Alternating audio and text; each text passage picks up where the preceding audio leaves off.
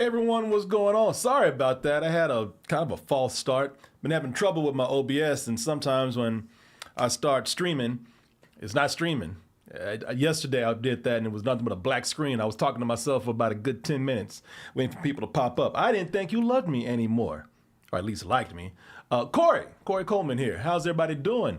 And welcome to another Double Toasted Q&A show. You know, I do these things when I have a free night, and that's a night when you're expecting something. You know, usually tonight we do the roast, or more than likely we do the movie review extravaganza. And since the movie that we were going to review, you might can guess what it is embargoed until tomorrow. We're going to have to put that off until Thursday, so you just got to deal with me tonight. I'm the only one. Sorry. I'm your consolation prize for this evening. But I'm happy to be here with you. So happy I forgot to actually pull you up, but I'm taking care of that right now. Don't you worry. It just takes a little bit of a tap, a little bit of another tap, a couple of taps, because I got two, what do you call those things? Chats to bring up, and a little bit of a scroll, a little bit of a snap, and look at that. You got the chat fam starting the OG chat and those side bitches over there. How y'all doing? Who drew this? Orion's Angel. I like that. Well, you were wrong. There's a show tonight, just not the show that is usually here tonight. I don't know. This is becoming kind of a regular thing, doing this right here. Either way, glad to have you here. Let's see. We got, now that's an empty chair. We got Laufan here. We got, who is this? Iron Ludwig is here in the chat. Dino Dude, kind of excited to be here. He said, yes. We have, what is this? BBH Cult. He says, hello, Corey. Corey, hello. Let me see here. We got Han Cholo. Spud Sasquatch is in the house. How you doing? Think I've seen you before. If I haven't seen you before and I forgot, I'm sorry. I know Brickford Wilson is here. Luigi and Radio Raheem lives, and I'm sure we get some other people here tonight. Trying something a little different this time. I'm also streaming on TikTok at this moment in time, but I don't know how long that's going to last. Every time I've tried to stream on TikTok, I've been kicked out of there for some reason. I think because of the same reasons they would cut me off on YouTube. There was probably some copyright issue going on. So I think we'll probably be good tonight. But of course, tonight is for the tubers out there. The YouTubers, that is. You know, we hardly get a chance to stream live on YouTube. You know, sometimes I do a video game and that's cool. If I get a chance to do these, then I do that. But we can't stream any of the other shows because they are copyright risky. So with a Q&A show, moves pretty fast. I can go in there and do it without having to show a lot of copyrighted material. And we have to sit back and worry about getting the muted or the channel cut off or whatever. You know, I get the big ass cane comes out and snatches me off screen. Let me see here. Let me go to my channel. Go to your channel right here. I'm going to make sure that we are indeed streaming right now. So let me go to the live show. Oh, and look at that. Would you look at that handsome, scraggly man right there? Got that scruff going on. Yeah, a little bit of scruffiness going on. I haven't shaved in a couple of days. I don't know if people get razor burn real easy, or even razor bumps. I get irritation real bad if I shave 2 days in a row. A couple of things I can't do. Boy, I have the worst facial hair, man. I've been cursed with the worst facial hair. I cannot grow a good beard. As they say, my beard game is terrible. And what little beard I do grow is just, like I said, just scruffy like this, kind of uneven and patchy and everything. And then when I go and shave it, it gets all irritated. I can't have a beard. I can't be smooth. I'm just stuck in scruffiness hell. If anybody has any tips, please help me out. You know, one of the things I can't do, and I wish I could do it because it's really cool. I wish I could go and get one of those straight edge shaves, man. You know, they pull out the straight edge knife, the one that looks like, you know, the serial killer cuts people's throats with. And it's such a cool experience. And I don't know, man, there's something just soothing about it. It's a whole process. Guys, you've done it before. Maybe some girls have done it too. Y'all have some beards too. But you go to the barber and you sit in the chair and they bring out the hot towel, like floor tiles. No, they bring out a hot towel and it's scalding almost. It's steaming. They put it on your face and just let it sit there. And the heat just I don't know what it is, man. You just feel the exfoliation happening. And then they take the towel off and then they put all the cream on there and they do it with that brush. I love that little brush, man. They lather you up with it and then they pull out the straight edge knife and they the blade and they just take that time with it. You can feel the artistry in it as they're doing it. There's a certain way, certain angles you got to go, certain ways you got to position your wrist. And I remember I did that. I did that specifically for my wedding day. I said, you know what? I'm going to look extra smooth today. I went out and got a nice haircut. I just let the barber do everything. I let the barber pretty much put my drawers on. Everything was in his hands. And I went there and it felt so good. All day, even during the wedding, when I got home at night, face just felt fresh. And the next morning I woke up and it was like a damn gravel road. It was all bumped up and it was irritated. I can't have nice things at all, y'all. Except for you. You're nice. But look at this. There we are, folks. Let me see. There we go. Look at that right there. Oh my God, look at that. It's almost like he's describing being shaved with a straight edge razor. So that means that we're actually on right now. It means that I can go ahead and start taking questions from you. So here's the breakdown. Here's the process. No big rules or anything like that. It's just need to make you aware. If you haven't done a Q&A show with me before, this is why we're doing it or why I'm doing it. And this is how I choose my questions. So people come in here and they use the super chats, meaning that they pay for their questions. Again, I don't ask them to, they just do. It's something that just started, and those people, they get priority over any other question. You can't have people paying for stuff and then, not answering their questions. That would be what you call ripping people off, robbing them in a way. So I'll take as many questions as I can, and then at some point, if the questions get too piled up and it looks like I can't answer them all in one show, then I'm going to stop the YouTube stream so nobody puts in any more questions, and then we'll just take it from there. If that sounds good with you, you okay with that? Okay, all right. I'm not okay with that because I didn't go in and actually. Y'all are creepy in here, man. Why, G. Colby? Why are you aging up? Why are you making what's his name? Anthony the Falcon. Why you making him old, man? That was uncalled for. And what's that boy's name? I want to say Anthony Anderson. No, that's the big one. What's this man's name right here? I just had it when I saw it. But anyway, why you messing with him like that? Oh, and I did miss some people in the side bitch chat. All right, so that means we're ready to go. Mackie, that's it. I don't know. I'm so terrible with names. I grasp on one name and I can't think of any other. Like Anthony, I saw him and the first thing that popped up was Anthony, and that was it. Mackie, I just could not grasp. I went through every Anthony Edwards, Anthony Anderson, some dude I knew from school, man. One dude that's kind of a bully too. What's his name? Anthony Johnson or something. Anyway, it doesn't matter. Let's go ahead. And let me see if we can get these questions going. All right, before I do that. Oh, let me see. We have to go to fan funding. And questions are already in right now. Let me see here. Somebody said no extravaganza tonight. No, B-Shot, because the movie that we were going to review, Supergirl, that's embargoed until tomorrow. And tomorrow we're doing the roast. And since we're doing the roast for Wonder Woman 1984, that movie is 2.5 hours long. That was a lot of bullshit. That movie's 2.5 hours long, so I had to take extra time preparing for it. So I'm still not done. I got to prepare for it tomorrow, too. So I just kind of took the day to do that, do some business stuff, actually go out for a little bit of nice lunch, Sun was out today, hot as hell and humid here, but nice blue sky today. When I enjoyed that. So yeah, folks, let's go ahead and get into these questions here.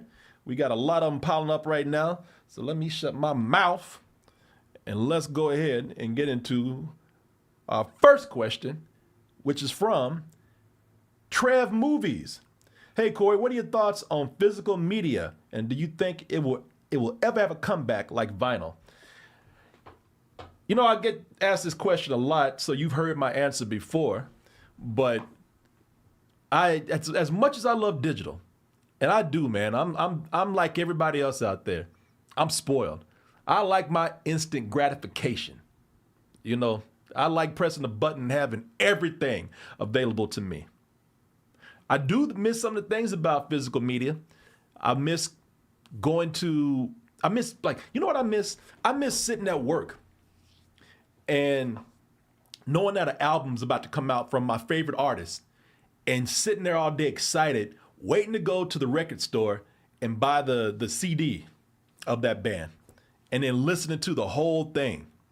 You know, hopefully you like the whole thing, but if not, you sit up there listening for your favorite song. You're sitting up there listening to for the bad ones, so you know what to weed out next time you go through it. Hopefully the whole thing is an experience. But I used to feel excited about being able to like go somewhere and shop for physical media. I mean, it was so much fun going to, not even buying stuff. It was fun just renting shit. I mean, I was half the experience. You know what? I'm gonna give y'all a little secret, man. I got when I got very bored. I was a teenager and I had a car. Sometimes we would go to like we used to call it the video store, like Best Buy or some mom and pop store, some local place. But let's just say Best Buy. When I was really bored, I went to Best Buy and just looked at the boxes. We went in and never planned on renting anything. We kind of fooled ourselves and said, "Hey, let's get a movie." But we weren't gonna rent shit when we got in there. We just want to look. We just want to look at the boxes. So even looking at physical media was fun. So I do miss that. But here's the thing that I think is important about physical media, and I think, look, some things are gonna go, and I can't predict what's gonna stay and what's gonna go. 8 tracks, those ain't coming back. I don't even know if y'all know what an 8-track is. But 8 tracks were popular in the 70s. They started going out in the 80s. Definitely went extinct in the 90s. But 8 tracks, you ain't gonna see no more. I mean, maybe as a novelty for something, nothing fully disappears, right? But you ain't gonna see no 8 tracks. Some of y'all even like, what the hell is that? Exactly. 8-track cassette. You're not gonna see that. That's gone. That ain't coming back. Laser disc. They ain't coming. Nobody was buying them when they were out, except the serious collectors. But so I can't tell you what's going to stay and what's not. Vinyl. There's just something about vinyl that's cool. Listen. Let me tell you why vinyl is around. Yeah, warmer sound, nuances and all that kind of stuff. Okay, yeah, that's cool. But let me ask you something. What looks cooler, putting on a record or putting on a CD? There's just something that's classy or something that's kind of cool and suave about just putting on a record. Lifting that needle up, putting the record on gently, maybe spinning around a little bit, put that needle back on. It's just something cool about that. I think that's kind of why vinyl stuck around too. Yeah, the sound and all that kind of stuff. The record covers, that's why that stuck around. Man, there's nothing cool about popping in a CD. That's boring. Ain't no style to it. So, but I will tell you the important thing about physical media, at least when it comes to movies, and probably all kind of physical media. So today we're living in an age where, with digital, anybody can go in and they can a company can take out something, change things. I mean, look at what George Lucas did with Star Wars, man. If you want the original Star Wars, if you want the 1977 Star Wars, I'm talking about the original cut. And some of y'all know this. If you want that, you gotta bootleg that shit. It's not out there. And if any and if George Lucas decided to go in and change, well, he doesn't own Star Wars anymore, so that's a bad example. But if a company wants to go in and change something, if they want to take something out of a song, they want to take something out of a movie, they want to take something out of a TV show that's streaming on Netflix, they can go in and remove that. And there's nothing you can do about it. So let's just say that a video game. No, you bought the digital copy of a song, or you bought the digital copy of a game. You could pop that on one day and it could be changed, and you thought you owned it. Nah, they can go in and change it all they want to. So, yeah, I don't know, man. I think physical media is important because once you own it, you actually do own it. Ownership in digital terms, that's debatable. I mean, do you actually own something that somebody can go in behind your back and change all that shit? I mean, I don't know. I don't know, man. Yeah, I was, I don't know. Like I said, I love, there's a trade-off. I love going to Spotify and having every album that I ever had in my life available on there, all in one place. I have to get up and pop it on my CD player or whatnot. I love that. But there's a trade-off, right? So, yeah, that's why I think physical media is important. I think certain physical media will always be around. Which ones will stay, which ones will go, I don't know. You can never tell. But anyway, I hope that answered your question. Let me see here. Yeah, Amazon. Any of those streaming channels, man. Any streaming channel can go in and change whatever they want to. I'm about to move on, but man, there was I forgot what it was. There was a movie that was released with a bad special effect or something that didn't look very good. And if you own that on physical media, it was something that you would talk about, you would point out with your friends. You might even love the movie, but it would be fun just to show that one thing and that one flaw in the film right there. They took that out and fixed it. It's gone. So, if you have it, it might be a collector's item. I wish I could think of what it was. What was that? Can y'all tell me what that was? Anyway, let me see here. Let me see what I got. Yeah, I can edit ebooks, anything, man. Let's go back to YouTube's and see what other questions we have here. That was $5 from Trev Movies. Yar, 6502 just gave $5 because they're just nice people. Let's see here. What are your top worst DC films? And that's from Ramen Hibachi. Oh, man. Top 3 worst DC films. Green Lantern is definitely up there. Green Lantern is not very good. I'm sorry, Batman versus Superman. I got to put that up there just for the hope it gave me and how they messed that up. They completely fucked that up. And Suicide Squad. Suicide Squad, yeah, Suicide Squad is a mess. So Suicide Squad would probably be my number. Now we're talking about which one are we talking about? We're talking about the Zack Snyder universe, or we just talking about any of them? Because I guess Green Lantern's not in there. So if, I'm thinking if we're not just talking about the Snyderverse, Batman and Robin is number one. Batman and Robin is great. Batman and Robin is for entertainment value, for a laugh. Batman and Robin is hilarious. I could watch Batman and Robin all day and be entertained by that. But it definitely is not a good film. Let me see here. Batman and Robin. Yeah, that movie's a piece of shit. I'm sorry, that movie's ridiculous. Yeah, Batman and Robin, that's a terrible one. So that'd probably be number 1. Number 2, Suicide Squad. Number 3 would be Batman versus Superman. Unless, wow, no, we're going for the worst of the worst. Batman and Robin. No. Y'all got me now you got me thinking, wow, that's all coming back. No. All right, I'm sorry. I'm making this up on the spot. I'm just thinking about it. Normally I'd be scratching stuff off and putting it in order, but it's all coming back to me now. Catwoman. Can we put that in there? Catwoman is pretty bad. Catwoman,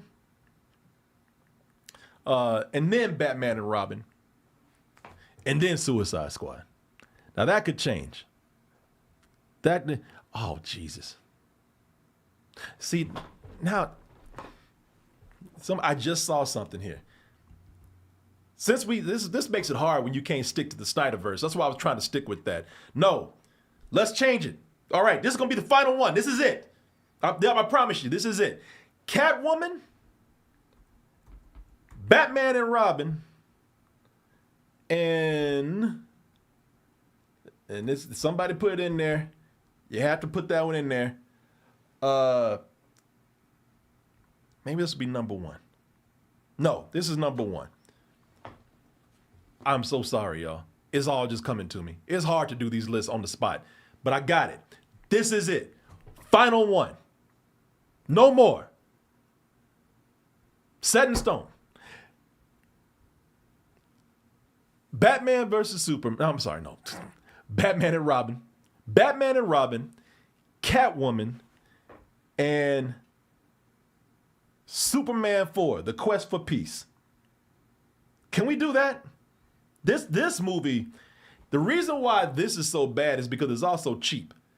I've never seen a blockbuster go backwards like that. Where it started out, amazing story, amazing director, a budget that helped the whole thing, to terrible story, shitty director, and no money. Let's do that. No, I'm not. No, I'm done. No, I'm not putting Steel in there. Steel is no more. No, Steel doesn't matter. Fuck. Shit. No. Resist. No. Stick with what you got. No. Commit. Batman and Robin, Catwoman, and Superman: The Quest for Peace. That's what we're going for. Jesus Christ. Steel is so bad, though. Why the fuck you asking me this question?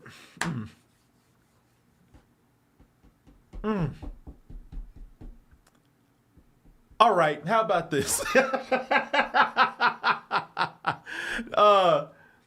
Which one is worse? I'll leave it up to y'all, and I'll leave my list alone. Which one is worse, Steel or Batman and Robin? It depends on what you say. I might have to go back and revise that list, but which one? Somebody says Steel. Okay. This is the last one. I promise. We're going to go from number 1 to number 3. Superman, Quest for Peace. That's number 1. Catwoman is number 2 because that didn't even have anything to do with the character. And Steel at number 3. Steel. Yeah, you know what? Going by Shaq's performance, because he's got a great personality. But he can't act.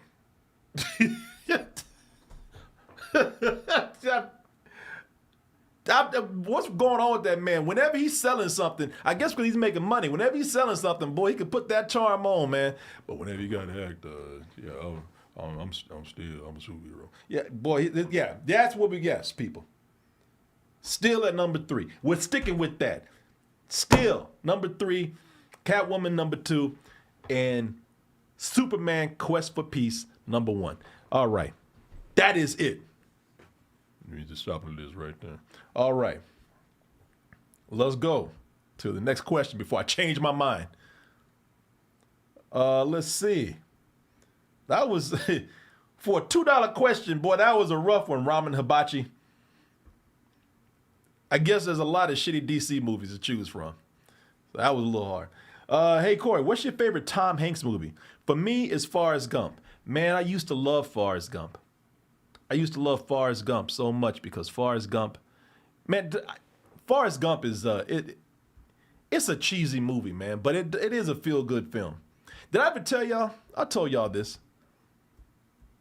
If for some of y'all are new here, let me see here. Forrest Gump. Let me see. Forrest Gump. It's you know, that's the one where he went, according to Tropic Thunder, full retard. That's another thing that's wrong with this movie.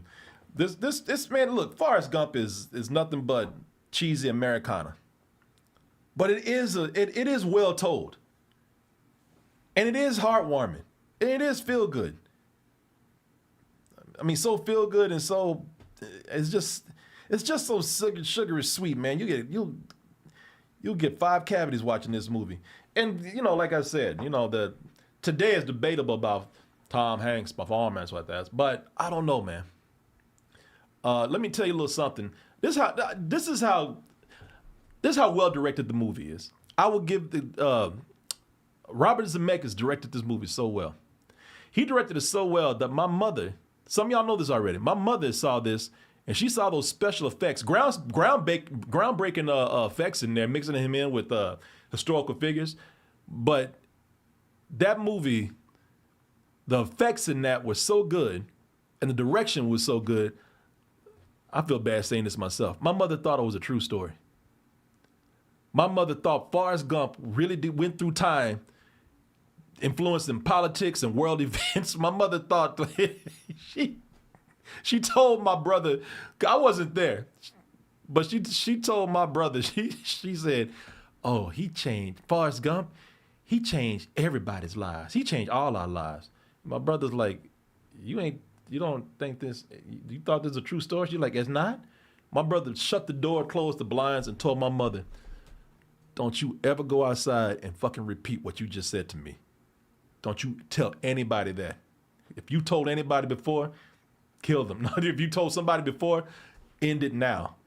My brother told me that, and I was like, yeah, that's my mother. I was not surprised at all. Mother's gullible. Somebody say you have a brother, Corey? Yeah, I talk about my brother all the time. My brother Mark. Yeah, I guess you don't hear me on the live shows when I talk about him. But, man, so I don't know. Does Toy Story count? I don't mean to be cheating by that, but I love his voice work as Woody, man. Tom Hanks as Woody. I mean, think about it, man. Woody is one of the most iconic characters out there, and it's because of Tom Hanks' voice, man. And the animation, too. But, I love his performance in that. But if one of my favorite movies, Tom Hanks movies, I don't watch it all the time because it's a little depressing. But if you just want to watch a Tom Hanks movie with an excellent performance, anybody, let me see. Is anybody going to guess what I'm saying? Let me see here. Anybody want to guess what so we're going to Saving Private Ryan is great. I love Saving Private Ryan, man. That's another groundbreaking film. That thing influenced so many video games and scenes of soldiers getting shot up on a beach. But yeah, Green Mile is great. But man, if y'all want to see an excellent performance by Tom Hanks, a younger Tom Hanks, with another powerhouse performer, Philadelphia. Philadelphia is one of his finest performances, man. He's done so much. He gets overlooked, man. But Philadelphia is one of his greatest performances, one of his most heartbreaking performances. He plays a man with AIDS. And yeah, if you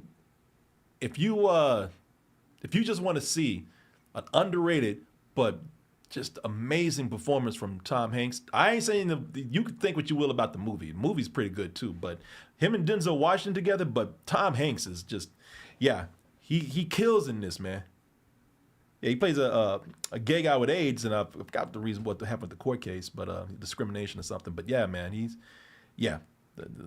makeup on there and everything, it's incredible. Now, if you want to watch a fun Tom Hanks movie, I grew up watching this film on HBO. You want to watch it just like Tom Hanks just being raunchy and crazy, go watch Bachelor Party, man. It's one of those raunchy men movies from the 80s, and Tom Hanks is fun in that. Tom Hanks is a lot of fun in that. Tom Hanks was in a movie that hardly anybody knows about. Let me, before I move on, it's a TV movie. Let me type this in. Let me see here. It was sort of a thriller. It's a cheesy film too. Let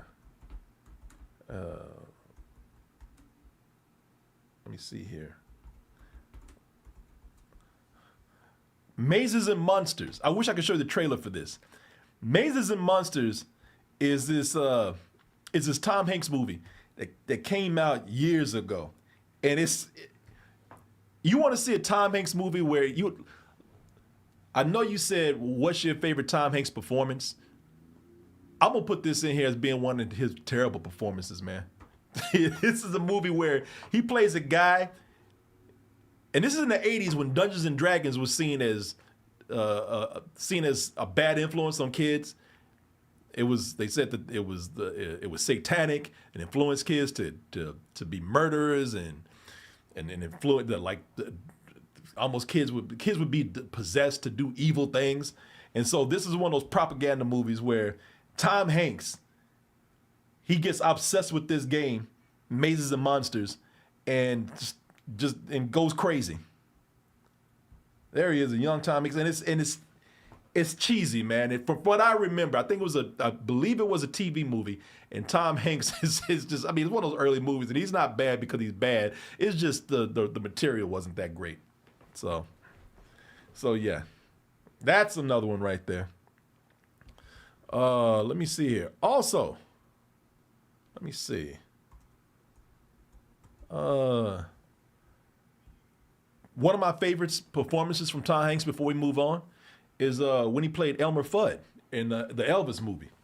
You know, where he talk like this. He'd be very, very quiet. I'm hunting Elvis. Yeah, that was a weird one right there, man. That was a weird ass performance.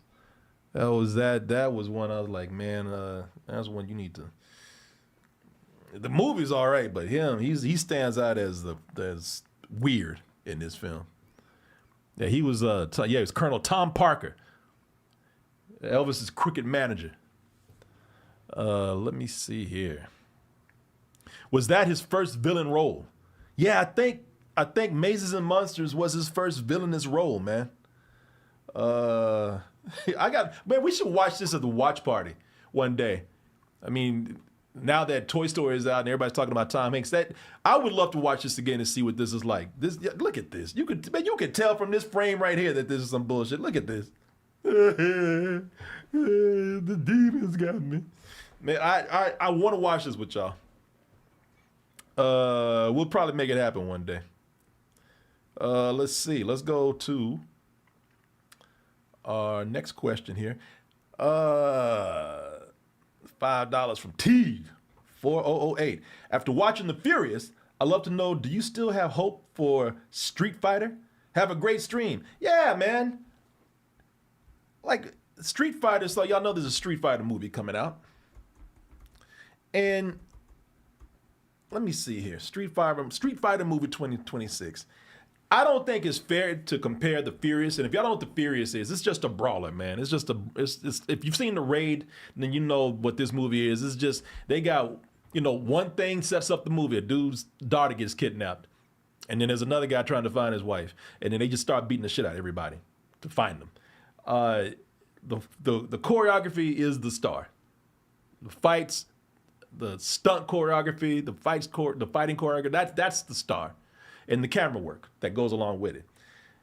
I don't think it's fair to compare The Furious to Street Fighter, this movie, because I think Street Fighter, I'm sure they're concentrating on like making some good fight choreography, but it's supposed to be like a live action cartoon. I think that just the exaggeration of it is part of it's a character in the movie. I think how exaggerated these video game characters are brought to life. That's a big highlight. So I don't think it's really fair to go in and say, hey, this is not the same thing as The Furious. The Furious is better. They're two different movies, man. They got two different styles. They're emphasizing different styles. One is emphasizing exaggerated, crazy action. This is doing the same thing, but with more cartoonishness to it. So yeah, I mean, I still have hope for it because I think it knows what it is, and I think that it's confident in what it is, and I think it's not trying to be anything else. So yes, that is my answer. I still have hope for Street Fighter. It could suck. I don't want you coming back saying, so I told you. Anything could suck when it comes out. I mean, how long did I wait for He-Man? And when it came out, I was like, it's okay. So who knows? But yes, I'm taking it for what it is. Oni Mangaland, $5. Hey, just want to know, who are the people you associate yourself with on Twitch? I know Adam and Julian, but who's Ty Woods and others? So when you say I associate myself with them, because are you talking about other people who do streams? Are you talking about people who are in the chat and watching? Because I don't have any like favoritism. I mean, there's people who show up all the time and I notice them more and I probably show more appreciation towards them because I see them more. But like when you mentioned Ty Woods is somebody who's in the chat all the time. Ty Woods came out to see a couple of the shows that I did in New York. So, yeah, you know, I don't really. I mean, there's some people that you meet and you associate yourself with because maybe you got closer with them because you actually met them. I mean, like Julian, I think, is watching right now. Maybe Julian Green, and maybe Julian Hemmending is in here too. But you know, Julian Green was somebody who was watching and he just started coming around. You know, we fed him one time and he just wouldn't go away like a cat. So. You know, of course, I associate with him because I see him all the time. But I don't know, man. I like I said, the more I see you, you know, this is like going to a bar, man. The more you see somebody, the more they become a regular, and you start getting closer to certain customers than others. Not that I see you as customers, I actually see you as friends out there. But you know, there's some people I've never seen, some people I've seen once or twice, some people I see regularly. You know, surprisingly, and so yeah, you know, just by you know how much you associate with people and how much you've seen of them. You know, if you see them more often in person, you associate yourself with them more. Hope that answers your question, but yeah, I don't like to show favoritism to anybody though. I mean, if you come in and you support, I appreciate that. So let's go ahead and move on to this is Doug. Doug, I gotta send, man, I saw your email. I'm sorry I didn't email you back. Doug, my man in Thailand. Doug, you sent me an email about my travel plans and I didn't answer back because I'm trying to figure that out. But let me see here. Yeah, Doug, don't think I forgot about you. Now, see, Doug is somebody I associate with. Doug was somebody who was in the chat, and then he invited me to Thailand, and now I go to Thailand once a year and hang out with him, and he's become a very close friend. So there you go. That's one of the ways you associate with somebody. But Doug says here, Corey, greetings from Thailand. So sorry if this is awkward. I sent you that email that you may have missed, just asking you to please keep me posted on your Thailand plans. So I'll plan my family vacations around your schedule. Thanks. All right, Doug, we're going to make that plan tomorrow. No, sometime this week. Well, I'm going to start figuring this out. And yes, I'll be in Thailand at some point. You tell me when you plan on going on vacation with your family. I don't want to be the one stalling y'all. And yeah, you let me know, man. And then I'll try to work around you. So, you know, but yeah, I'm trying to get there. Thailand is great, man. I'll go to Bangkok to see this guy. And then we travel to certain islands and whatnot. Hey, are we going to go to another island? It was cool because I forgot the island that we went to last time I was there. But we went to the island where they shot White Lotus. And of course, we weren't at the resort. We saw it like a long, far way up on a hill, on a mountain or something. But the funny thing is, kind of cool thing is that when we were about to leave this island, we were in the airport. And then when we got home that night, I think I watched an episode of White Lotus. And one of the characters was at that airport, like right where we were sitting earlier. So that was a little wild, man. Yeah, Doug has shown me a lot of cool things. Let me see if I can find Walter Goggins. Walter Goggins. It was a scene with him. Let me see here. White Lotus Airport. White Lotus Airport. I'll put a port. Airport. Let's see here. Oh, man. Yeah, no, don't see it. I was going to try to show you the scene, but yeah, it's not there. But yeah, it was kind of cool, man. This guy's shown me so much. Doug is somebody I appreciate greatly. Yeah, I thought that was it right there, but no, he's actually at the resort. I don't think that might be the whole. That might actually be the airport. I don't know. Anyway, that could be. Yeah, left an impression on me, right? But no, Doug has shown me so much, man. Some of you might remember this, but others won't. Yeah, Doug set up so many things to do. So Doug, we went to go hang out with elephants. We actually got to hang out in the water and bathe the elephants where they were pissing and shitting. But there was a guy catching the shit. I'm sure that we was walking around in elephant piss. You can't catch that. But there was a dude. When you go watch these elephants at this elephant sanctuary, there's guys walking behind the elephants with a basket catching that shit. It is not only because they just don't want you walking around the elephant shit, but also they take the shit and they make paper out of it, and not toilet paper. They make like writing paper. I actually brought some elephant shit paper back with me.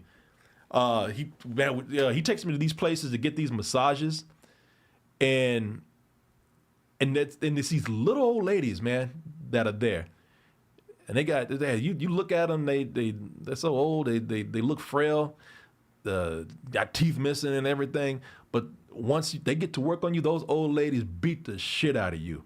They twist you in knots.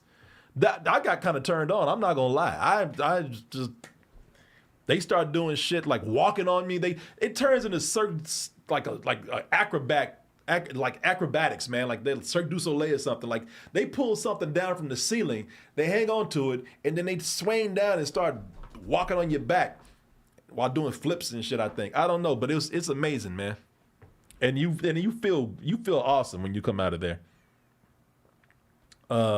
Somebody say they love you long time. Yeah, they do. Somebody said, bro, hey, I'll tell you what it is. Don't judge me until you try it. Don't you dare. You go over there and try that. Yeah, they beat the shit out of you, and it hurts, man. At one point you're like, bitch, you're gonna get off me. But when you finish, you're like, wow.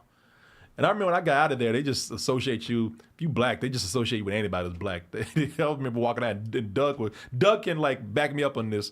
When I was getting ready to pay and walk out, they're like, "Hey, Mike Tyson." I was like, "Who the fuck are they talking about?" And me. I'm the only black dude in here. So yeah, man.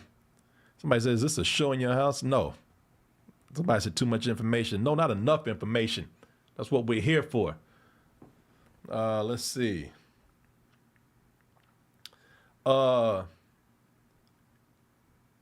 Thank you. I don't know how much 400 baht is in Thai money, but thank you, Doug. I appreciate that. Dinner's on me when I get there. Oh, they have amazing malls in Thailand.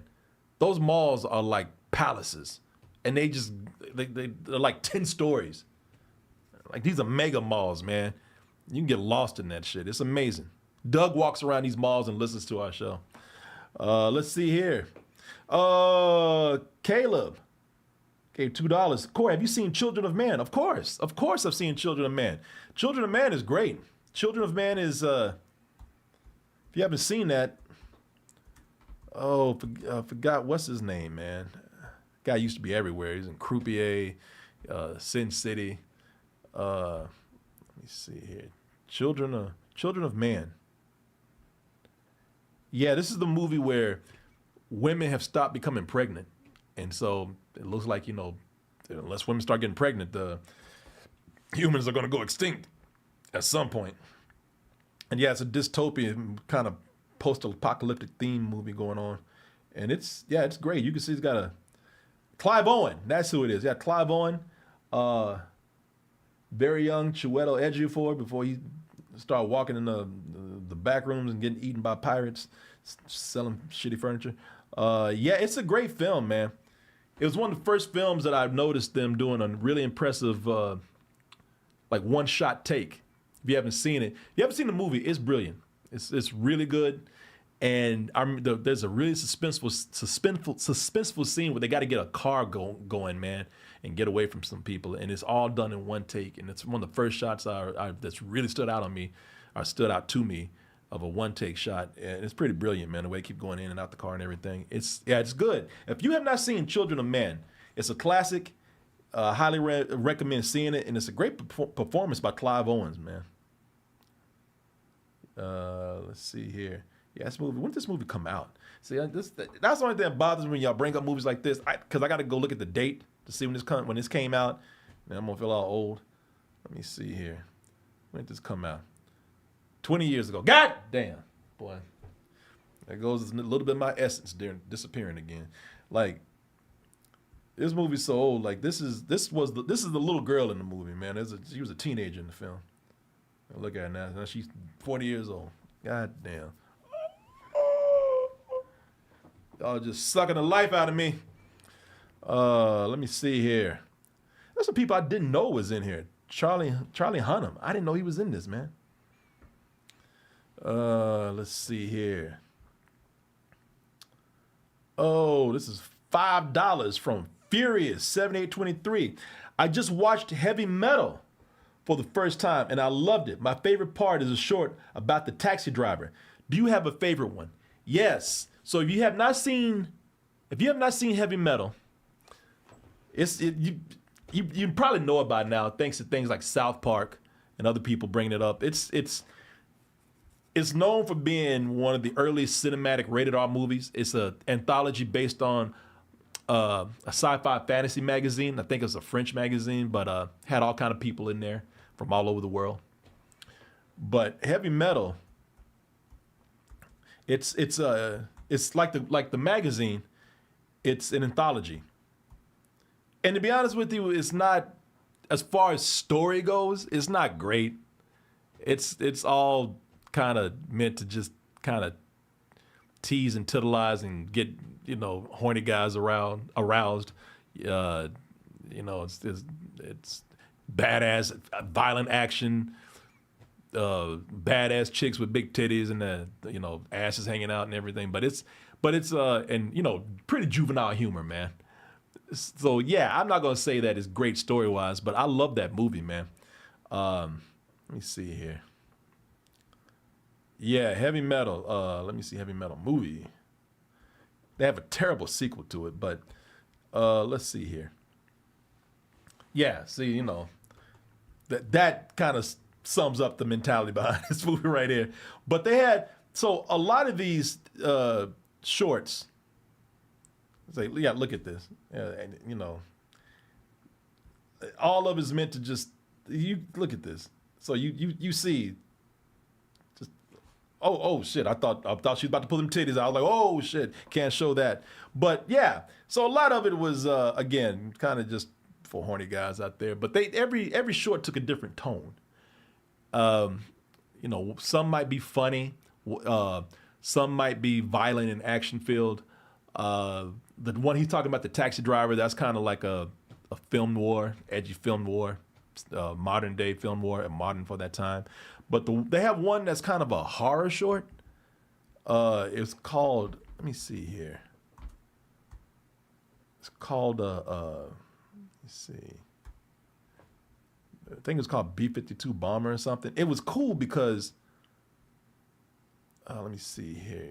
Let me see, Heavy Metal movie. Yeah, because they have this short that's a zombie short, and it's just well told, man. It's got some cool animation, like the fighter plane's a model that they filmed.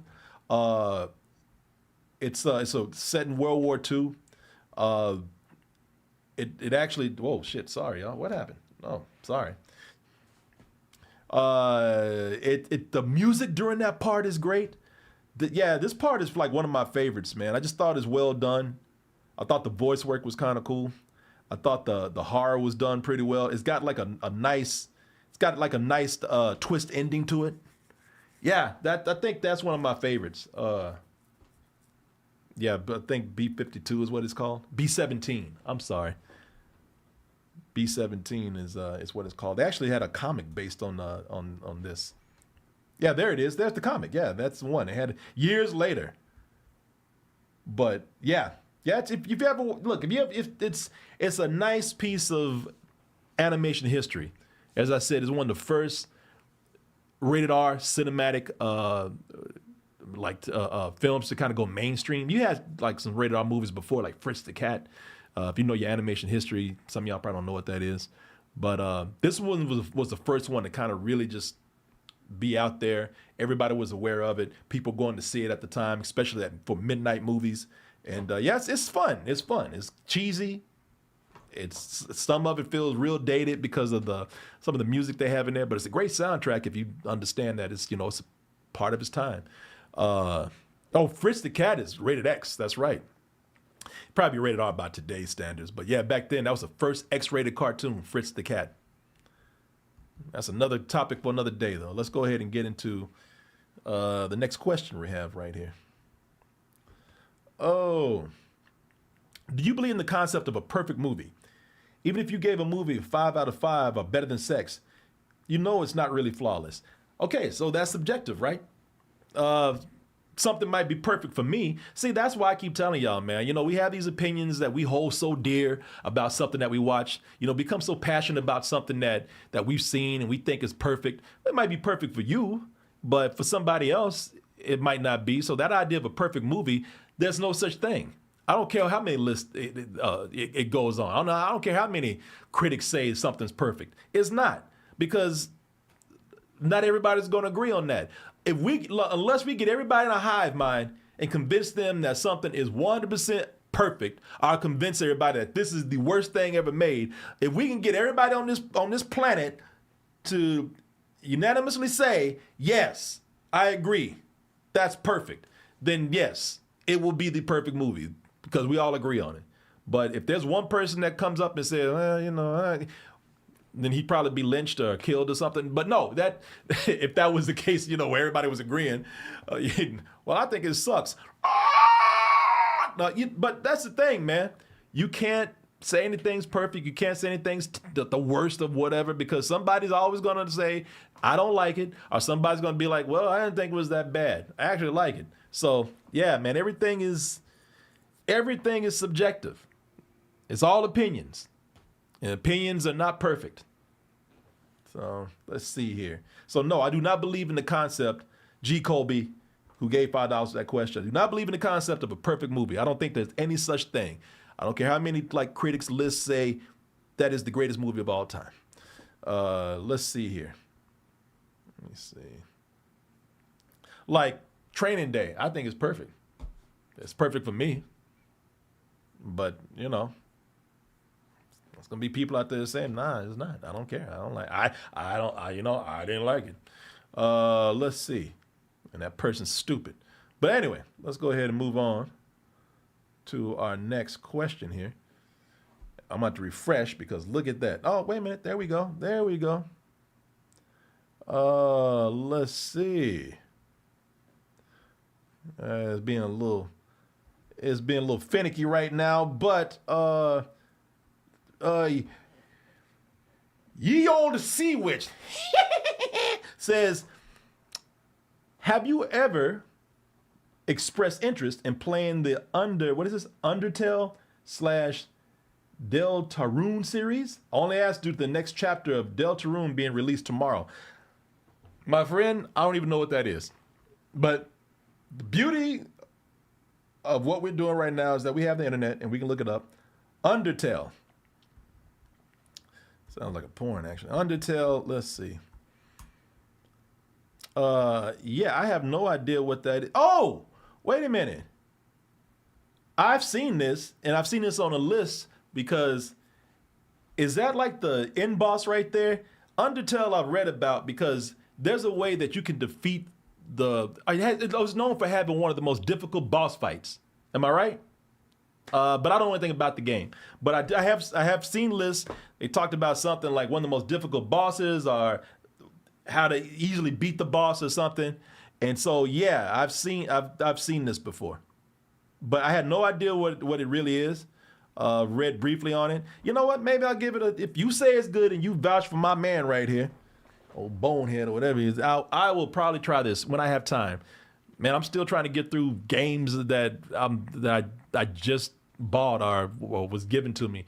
Like I'm trying to play James Bond right now between traveling and preparing for live shows and whatnot, and preparing, just doing this right here.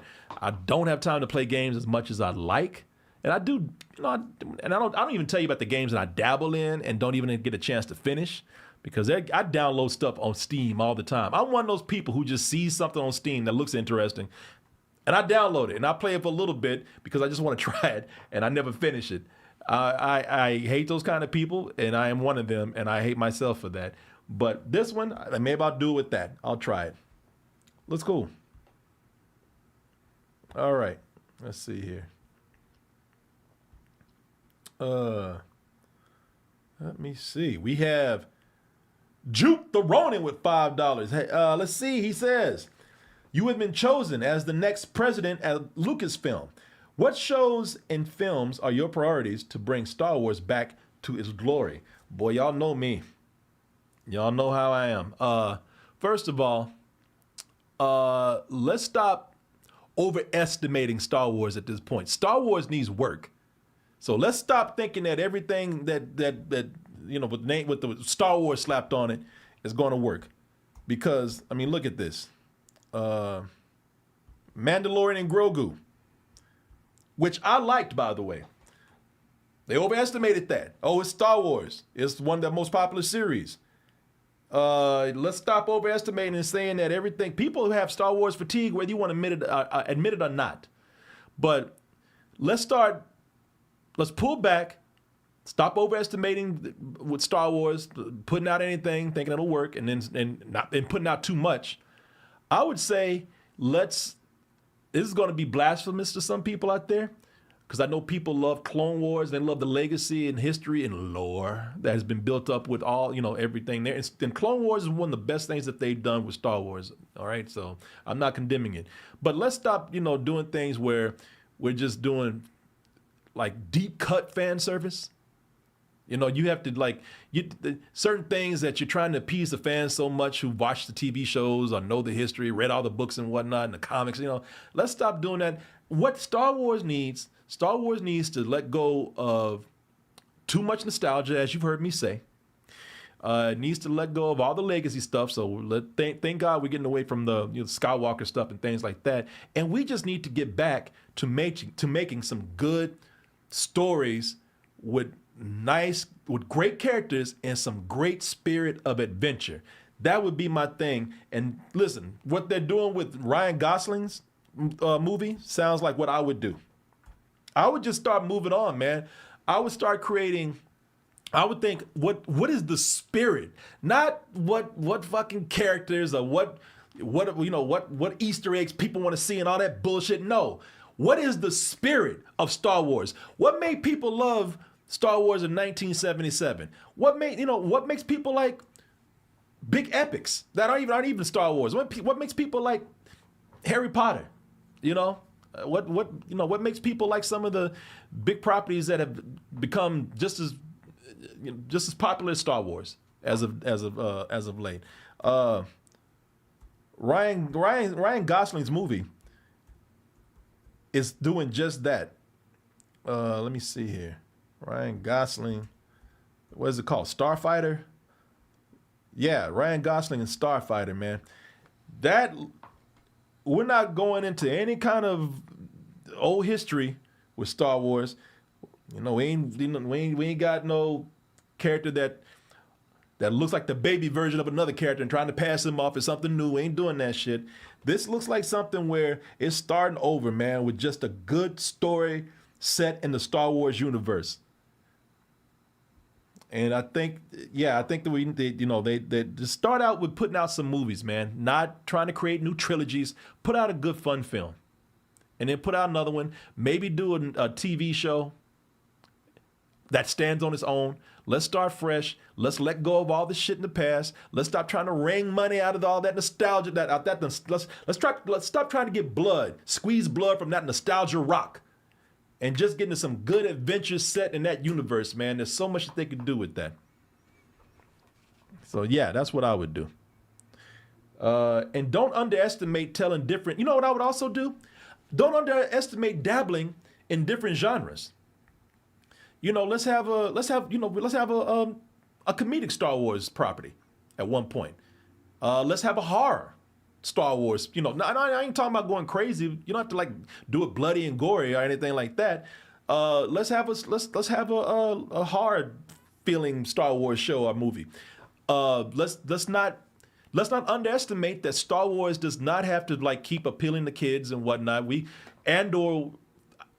To be fair, I didn't finish watching the second season, but what I watched was pretty good and being nominated for Emmys and all that kind. Let's not underestimate the power of good, mature storytelling.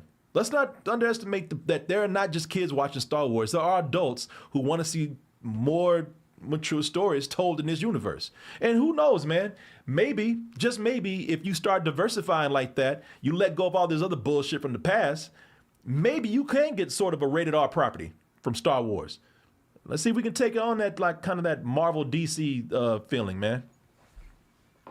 That's what I would do. That's what, if I was in charge, and as you can see, I should be. But you know, they're silly. They'll never recognize that. Let's see. This is Caleb ZV 3JG. Thank God for DT. The Supergirl discourse is exhausting and sad. I'm excited for your review. DT are the only ones that I can trust to be level-headed. Oh hell, what's going on with? Can somebody tell me what's going on with Supergirl? What's wrong now? What can we just watch some shit without having a discourse? Without somebody waking up talking about woke? Can we just have a good time? And if it needs to be pointed out that something's wrong, can we do it without making it political? God damn. Everyone's attacking the actress. The fuck she do? What did this girl do that what's their problem with her? I don't want to give you my review right now. But I will say I don't know what the problem is with this actress. What the hell is wrong with y'all, man? What did she do? She has... I don't know, man. I'm looking for people to tell me something. First of all, let me tell y'all something, man. These days, when a movie comes out, maybe it's best to just not even get on the internet or tread very lightly, because people when something first shows up, it seems like the people who are just diving in and going deep are the biggest assholes who want to find something to complain about, unless it's something that fits their political agenda or their social agenda or their place in the culture wars or something. It's just assholes go. That sounds kind of nasty. Assholes go deep, but it's true. You know, those are the ones that just jump in there, they just jump head first, screaming and hollering about the dumbest shit. You, man, complain about something. I don't think anything's above criticism, but criticize. Don't go in there and be a dick about things and just look for something to complain about because it doesn't fit your agenda. Fuck, man. Yeah, people just you can go into the internet, but just be very selective about where you go. Cause some of y'all go in there looking to pick fights with these people. I don't blame you; they make you mad, but you ain't gonna win. Have you ever convinced? I'm not saying don't put your ideas out there, but picking fights with people in a chat room or a comment section. Has anybody ever convinced anybody of your way of thinking in a comment section? Because people ain't there to listen. People are to fight and tell you that you're full of shit. You know, I tell you, man, I'm not talking about you guys, because we're not fighting. You guys are cool. You guys are excellent. But this whole thing with trying to find something wrong, man. This is how I've been careful. I haven't even heard about this. Y'all usually tell me these things, man. Let me see here. See, somebody already trying to start shit. Dean Cain is better because he's not Christopher Reeve. See, y'all already fight. Look at this. Dean Cain's a washed up has-been. Y'all, see, stop it. But before I move on, can somebody tell me what it is that they're mad about? Nobody's told me yet. Why are they mad at this actress, man? What is wrong with her? What are people mad about? What did she say? What did she do? What are people trying to dig up on this now, man? I'm looking for somebody to tell me. See, can't nobody even tell me. I know the only thing I can think of, now that I'm thinking about it, the only thing I think of is that I read some articles in my news feed where she was trying to possibly say that Supergirl might have lesbian tendencies, and even then I was like, oh hell, why'd you say that? Why the fuck? And I put that on her. I'm like, man, let this movie come out first. Just let's give this movie just a couple of days to just enjoy being released before you say some shit like that. Why would you say that before this movie comes out? I don't know, man. I don't know. There's too much in this fucking world to be worried about, and right now I'm not trying. If you were worried about a movie, man, if you worried about Supergirl being gay, you worried about trans people and black people being in the Odyssey, if you are an unhappy person. You're little shit like that bothers you. You know what? I'm trying to enjoy my day. I'm trying to be nice to people. I'm trying to actually I'm trying to spread some kindness and some laughter to people. I could give a fuck about if Supergirl likes vagina. I give a fuck about Helena of Troy being a black woman. You've got to be a miserable goddamn person if that bothers you. You need to go out and get some ice cream and enjoy your life. And shut the fuck up, because that's stupid, man. They're saying she's ugly? Oh, that's another thing. So that's it? Some childish shit like that? She's ugly? You motherfuckers, if she came up to you right now and said, I'll fuck you, your clothes would be out before she finished the sentence. All you haters out there. You'd be so lucky to get this girl. Get the fuck. People, if you the first one to call somebody ugly, you the first one to want to get on that person. You the first one to want to fuck that person. You the first one to have sex with that person. You just mad because you can't get it. What the hell is wrong with you? That's bullshit. You better off not saying anything. The first one, it's the same thing as whoever smelt it, dealt it. Whoever says she's ugly is the one that wants to fuck. Yeah, I will tell you what it is. And if this is a problem to you, then again, you need to do something in your life, as in get one. Because I'm going to tell you what they're probably looking at, and believe me, I saw it. They probably talking about her teeth, because I saw this in IMAX. And them choppers were big on there. And this is not me making fun of her at all. She's a beautiful girl, which is probably why she didn't get her teeth fixed. And she's British. But the thing is that you notice it, man. They put a close-up up there on her. So when her two teeth down here is almost like swinging doors, like they're kind of going in. And I'm not even saying that as an insult, because that's not even a flaw. That's character to me. With a girl that, and I got to watch how I sound, because I don't want to sound like I'm being creepy or anything, but the girl is beautiful. And I don't know what you're talking about ugly. And if her teeth just going in a little bit bother you, again, if she was to look at you and say, "Hey, let's have sex," and she smiled and showed those teeth, you wouldn't even notice. I cannot. I roast people. I sit up here and I might make fun of people for a laugh, but I think that it's a terrible thing, and I think you want to talk about ugly. I think it's an ugly thing to put somebody down and call them ugly to make yourself feel better. And by making yourself feel better, you're talking about them because you have bad feelings or complex, or you have insecurities about yourself, or you're jealous. That's ugly. Now that's ugly shit right there. What the hell are you talking about? No.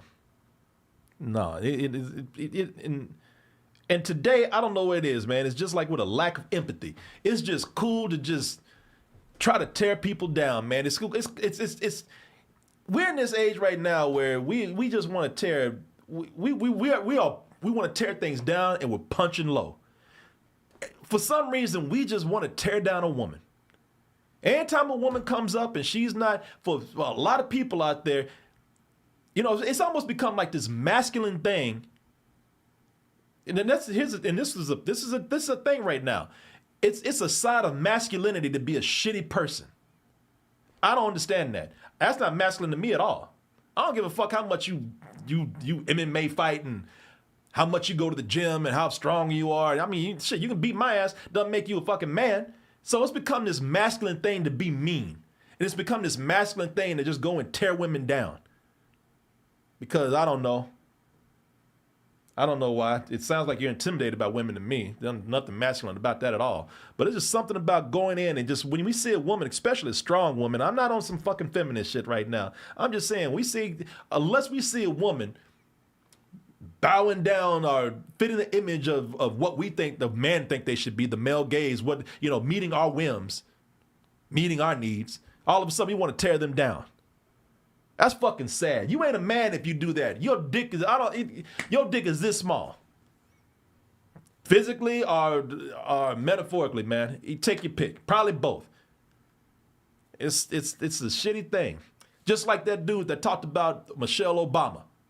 You know, that's somebody trying to be edgy and there's nothing masculine about that. You look like a shitty person when you do that. Nobody's looking at you thinking, "Oh my God. That's, not the right people. That's a man right there."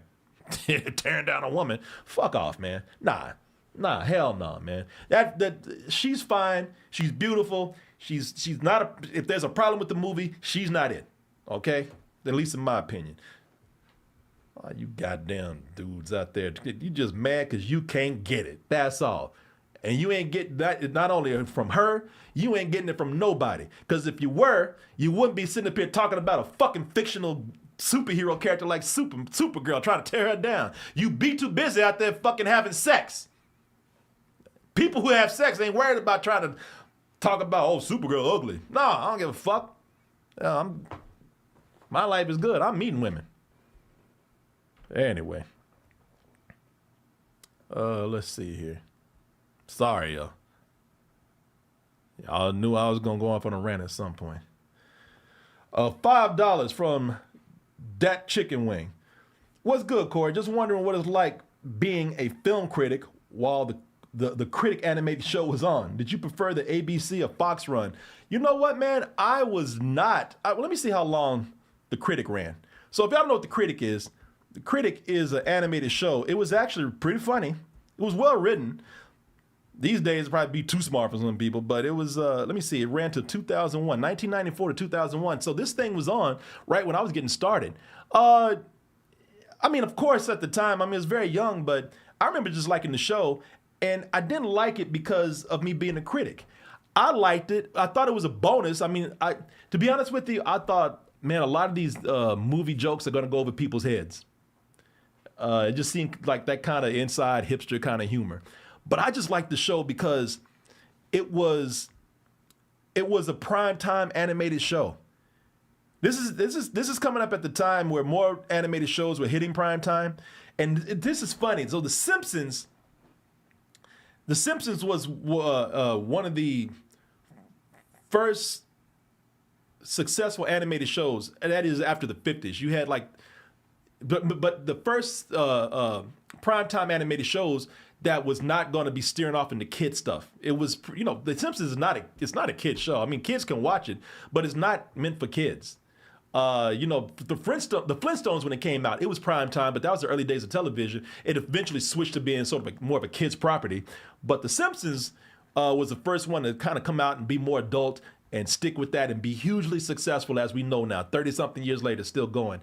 At that time, The Simpsons was so successful that everybody was trying to put out animated sitcoms, more adult-oriented animated sitcoms, and they were bad. And a lot of people just didn't really think it through. I remember one. Let me see here. They had a show called Capital Critters. It's kind of a cult favorite now, but it wasn't that great. It was not that good. Another one that was really ill thought out was it didn't last long at all. Was Fish Police. So as you can see, they were just putting out a lot of stuff at the time that was failing. The Critic was one of those shows that came out and was actually pretty good. Like, it was well written. It was a hit. It did speak to me, but it wasn't because I was looking at it like, I'm a critic. Oh, I relate to this. Of course I did. And I thought that was funny, and its humor appealed to me. I was just really happy to see another animated show finally get on the air and be something good and well written, and not about a bunch of fucking animals either, but good characters. And yeah, it's a fun show if you ever get a chance to watch it. Let me see here. Let me see. Let's go on to another question here. $5 from Straight Edge Knight. Straight Edge Knight wants to know, what are your thoughts on Speed 1994 and Point Break 1991? Those are my personal favorite Keanu Reeves movies. Man, I remember going to see Speed for the first time at the movies. And it's easy to take it for granted today because there's been so many Speed ripoffs. Speed was like, they described it like Die Hard on a bus. And then after Speed came out, let me see here. They started saying it's Speed on a blah, blah, blah. In fact, they came out with a Speed 2 and it was Speed on a boat. And it was a sequel to itself. And Keanu Reeves knew better than being that shit. But yeah, we actually roasted that movie. That movie's terrible. But man, I saw this in the theater. This movie has it's got some of the best editing and pacing that I've seen in a film, especially at that time. And that movie was so well done. The pacing and the amp up of the pacing and the editing was so well done. When they got to the big climax, I remember, and I forgot this dude's name, but I went to school with him. And and he was the kind of dude there that sometimes I even gave him a ride home. And because he was an athlete too, so I thought it was kind of cool that I was giving him like one of the football players. I didn't hang out with athletes. I mean, people like me, but I wasn't, I never played football or anything. So I thought it was kind of cool. This guy was riding with me home and whatnot. I can't remember his name. I remember him being bald. He had a very distinct shaped nose, black dude by the way, but he was also very mellow, man. Yeah, Corey, thanks for giving me a ride home, man. Yeah, man, my girl tripping, man, Yeah, I would ride with her, but she acting kind of crazy, man. He was real mellow. I saw him at that movie, and I said, hey, man, what's going on? Hey, Corey, what's happening, man? Yeah, man, I'll hit you up later, man. Oh, yeah, I'll talk to you later. In the middle of the movie, when they hit the climax, that dude, Mr. Mellow right here, when it hit, to like, I ain't gonna spoil anything, but there's a big important thing that happens at the end. That fool stood up and he's like, yeah! he and everybody in the theater jumped. And you can see, and I could tell by I saw his silhouette, and I could tell by that head and that nose that it was him. And I was like, I'll be damn, Mr. Mello done stood up. Look at him going crazy. He lives. And you think everybody in the theater would have been mad. No, everybody knew, they had the same feeling that he did. And he got the crowd, everybody's already into it. They probably would start clapping, but everybody just went in an uproar because he was enjoying it that much, and his joy was infectious to everybody else. And I remember like he created one of the greatest experiences for me in a theater, man. Because we were all feeling it. We were gonna show some emotion, but we all let go because he did. I cannot remember the name of that dude, man. God, I wish I could remember that guy, man. He was a nice guy. I haven't seen him since high school. Oh, let's see. As far as Point Break 1991, have not seen it, man. Gotta watch that at some point. That's one of the movies that I've had on the list for a long time. It's a damn shame I've seen the remake of Point Break, which sucks, and I haven't seen the original. I have seen bits and pieces at a bar, but I have not seen the movie, man. I know Chad is like, what? No, I know. Boy, these shots of of the reflection pool, like they're about to put that shoe that got put into the acid from Who Framed Roger Rabbit, one of the most heartbreaking scenes in a film. The Legion of Doom headquarters is in there. Yeah, man, that whole thing with I don't want to waste time because people have questions they paid for, but that whole thing with the reflection pool, man, it's people. How stupid can if this doesn't tell you the sheer stupidity and arrogance of our president? Somebody went and they're arresting people that touched the water. They had an ex-Olympian. He saw something in the water, and to cover up their stupidity, cover up Trump's stupidity, they arrested this guy because they need a patsy. They say he was vandalizing the pool. Oh, we got him because there's been a whole theory that Democrats they're vandalizing the pool. So now we got fucking liberal algae terrorists. That's stupid. And now they're putting out the National Guard to watch algae. They're putting out the National Guard to watch fucking a green swamp water. You know, keep in mind that this guy didn't dare send out the National Guard when they were storming the Capitol, but he sent out the National Guard for fucking algae and swamp water. Now they're putting up cameras over there to try to catch culprits, messing with the water, a waste of more tax money.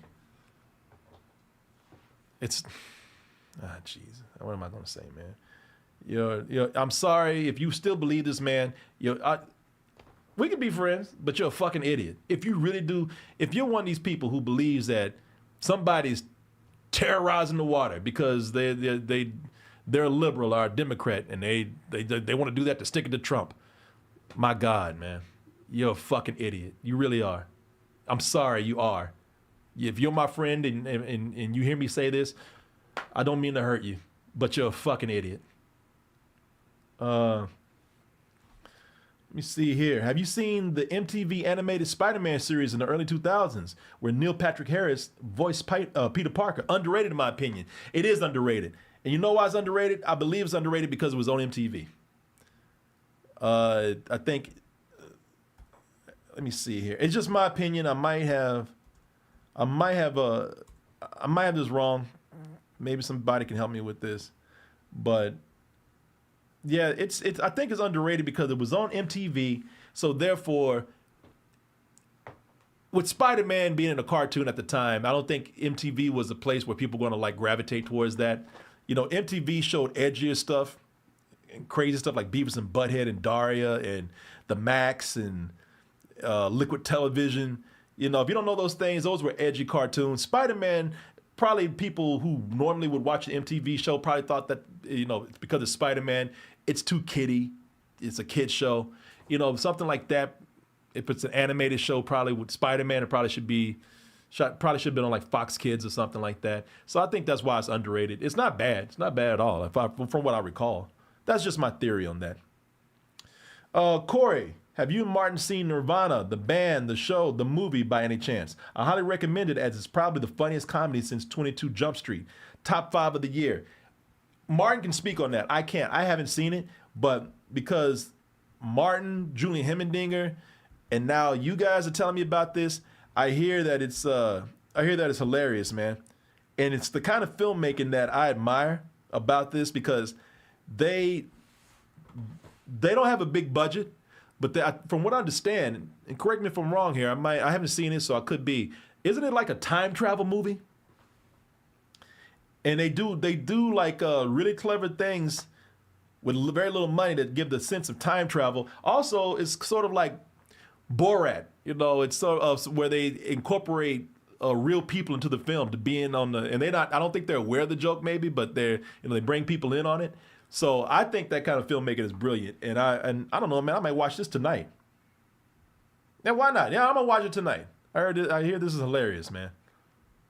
I've already done a little bit of prep for the roast tomorrow, so I got time to watch some of this. If I don't finish watching it all tonight, I'll watch it later. But I've been very curious about this. I hear it's hilarious. I got to eat dinner tonight, so while I'm eating, I'll probably put this on and watch it. Oh, let's see. Let me see here. Malad Alamir. So Corey, I just read that. Sorry, $10. Thank you. $5 from Satyas. Evening, sir. We sometimes talk about your car woes, and I'm just wondering, would you ever consider getting an electric car? Few are better than Tesla. I'm not a fan of Tesla because I think Elon Musk is racist, and I just don't want to support him. But I wouldn't be above getting a Tesla. But there's so many other cars out there. Let me ask you this. You guys help me out with this. I'm going to have to get a new car one day. It's inevitable. The car I have right now is pretty good, pretty sturdy. It's running pretty well to be a car from 2013. I'm the kind of person where I don't use cars as a status symbol. I like a nice car, but functionality is more important to me. I'm not a person like a name brand type guy. How is a hybrid? Would a hybrid be cool? What do you think, y'all? Is a hybrid good? Because that's what I want to get, because I'm scared that there's still not enough charging stations around, and I still don't know how convenient they are when they are around. A hybrid seems like it would, it has me covered until electric cars become more mainstream. Somebody says Elon isn't a racist, he's just a neo-Nazi. You told me, correct. Yeah, man, hybrid cars I think would be something that I would get. If I really had my way, I'm so busy and I like multitasking. I wouldn't mind getting a robot car at this point. I know Waymos are not popular out there, but the day that they get those robot cars, I can just sit back and just do stuff without driving. I'm good with that too. Yeah, hybrid is the smartest choice. Toyota Prius. Do they have a Toyota Prius hybrid? Toyota, that's a good car. So those last a long time. So they have a Toyota hybrid. Yeah, I'd get one of those, man. Let's see here. Oh, this is Catherine Murray. Catherine Murray. Hey, Corey, have you ever heard of the 1980s Felix the Cat movie? I saw it as a kid, and I think it's a weird movie, and you should review it one day. Man, you know what? I don't think I have. And I probably have and don't remember. Felix the Cat, 1980s movie. You know, I have a Felix the Cat shirt that I love, man. Yeah, there it is, Felix the Cat movie. And let me see here. And it looks fucking weird. It looks weird. 1988. There was a Felix the Cat movie from 1988. Man, I probably did hear about this because I loved animation, but when I was a kid, I loved Felix the Cat. I loved the old Felix the Cat cartoon. I remember that song, Felix the Cat, the wonderful, wonderful cat. That's why I don't know it all that well, but I remember the song a little bit. I remember his magic bag of tricks. Professor that always used to help him out. Oh, maybe the professor was the villain, but yeah, Felix the Cat, man, I used to love. There was a 1960s Felix the Cat cartoon that I loved. Yeah, but this looks kind of lame because this had a princess in it and everything. So I don't know, man. This looks bad. This looks bad, and I ain't gonna lie. That her face looks flicked. I don't like her design. This looks like some old cheap religious cartoon or something. I don't know. Yeah, this looks like shit. I don't know what I'm looking at right now. You talk about weird. Yeah, I don't remember this at all. Might be worth the look. Might be worth, I don't know, maybe a watch party one day. We can all take gummies and watch this. Let's see. Take shrooms. Watch Felix the Cat. Now you got me curious. $5 from Catherine Murray. $10 from Malik James, 924. How do you feel about the Euphoria finale? Crazy. but you know what? That show went way too over the top with a lot of things. Damn, giant titties attacking the city, and and the sex stuff. Look, y'all know I'm horny as hell, but a lot of the sex stuff just seemed redundant and just kind of, again, too much. But I could be lying if I said I wasn't interested.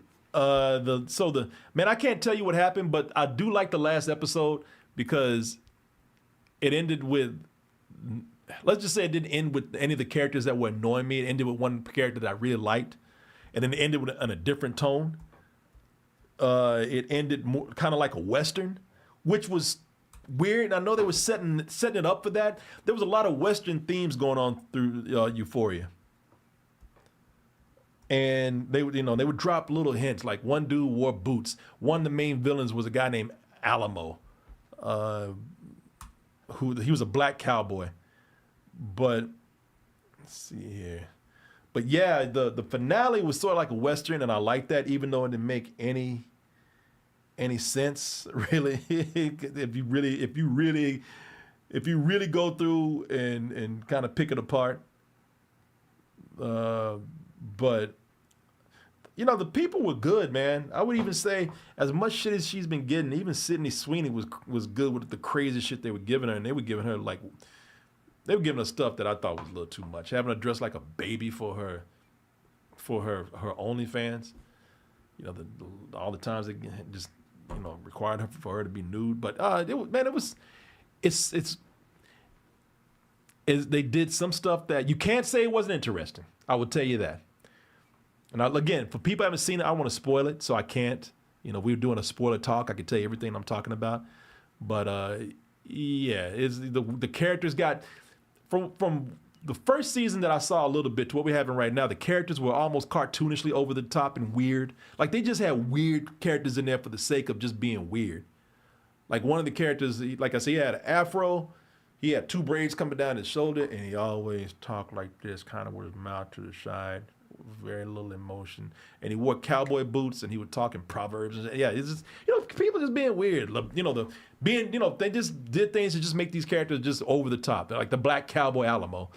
But it's entertaining if you want to. It's different. It would always catch you off guard. You can't predict where it's going.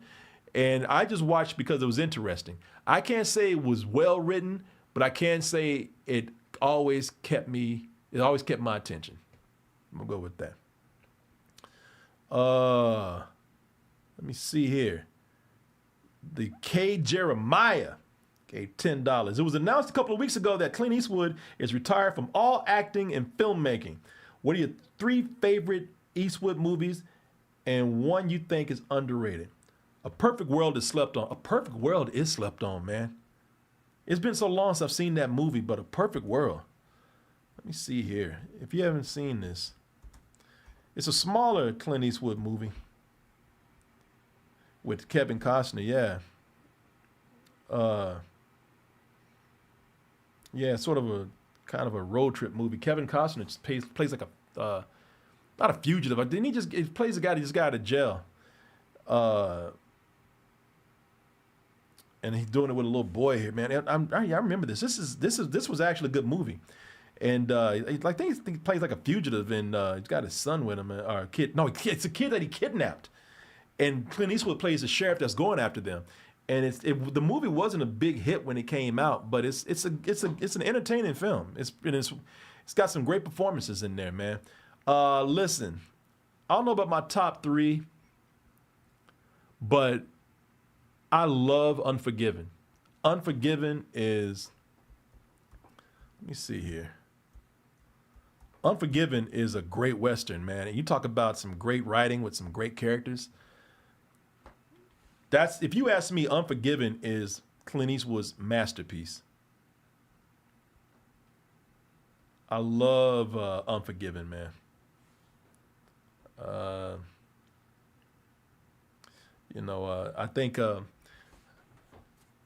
I think it captures all the spirit of a Western while also criticizing or re-examining old Westerns out there, but it does it with some great characters, man. Morgan Freeman's in here. I love the character of let's see here, the sheriff, and this guy just died. Who was it? Gene Hackman. Gene Hackman is a great villain because he's a guy that really thinks he's doing the right thing. You know, he's one of my favorite villains, man. He's really he's one of those guys he doesn't think he's a villain. You know, in a way, I can see what he's talking about. He's just trying to protect his town while going a little bit too far.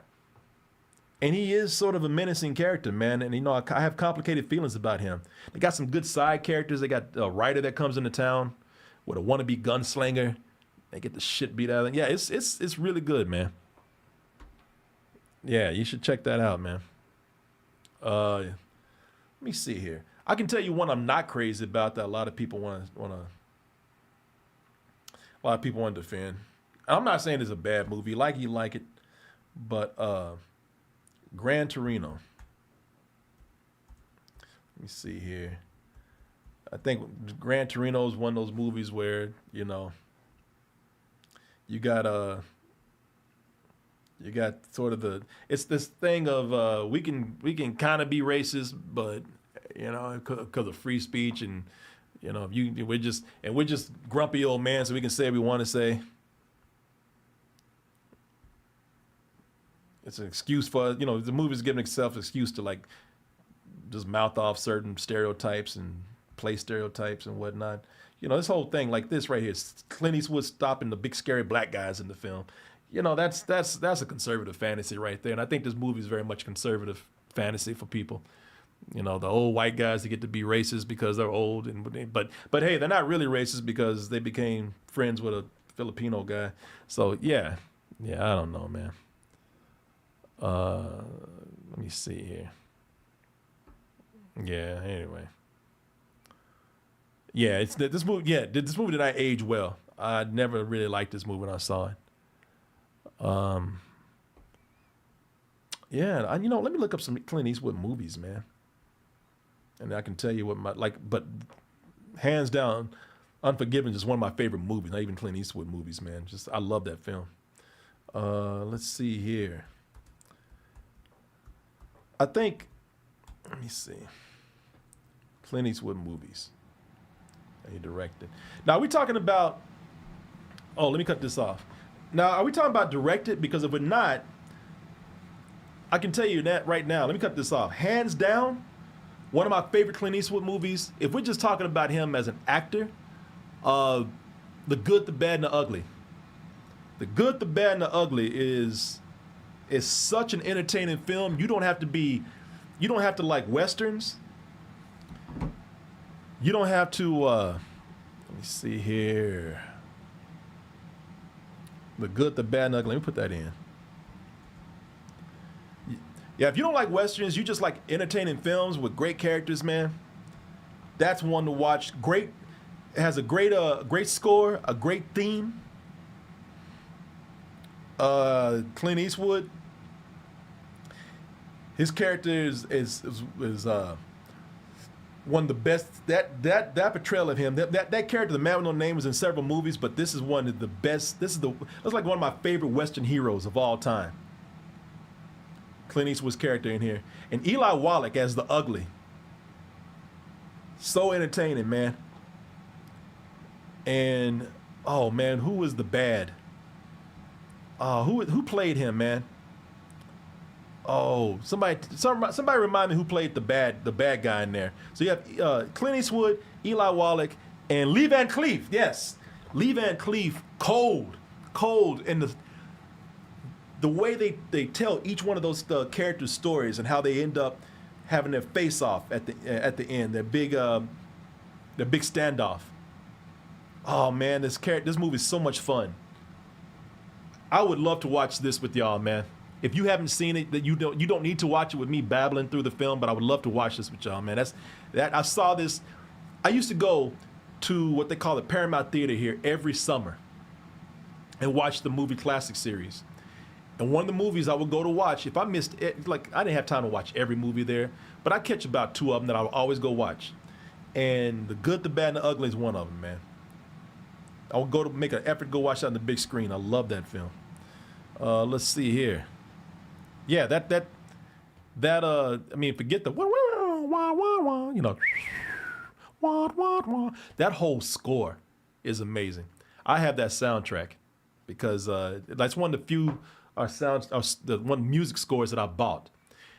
I used to buy music scores all the time. I stopped recently, but I have some that are my favorites. The theme to North by Northwest, Jurassic Park, Empire Strikes Back is a great score.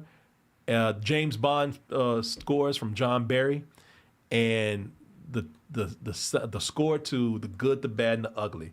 It's amazing.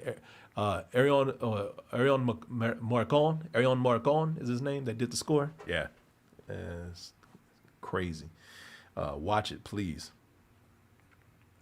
Can you watch season 1 of The Wire one day? I'm gonna have to. You know, I'll do that instead of Iron Fist. No, I'm kidding. I'll watch Iron Fist one day. One day. Let's see here. Yes, I have to watch it. I mean, I got to get caught up. I watch shows now where they mention The Wire, so I have to watch The Wire. It's like the universe is telling me to watch The Wire. And the funny thing is that there's been so much stuff that's probably been spoiled for me. I've watched scenes from The Wire. Everybody's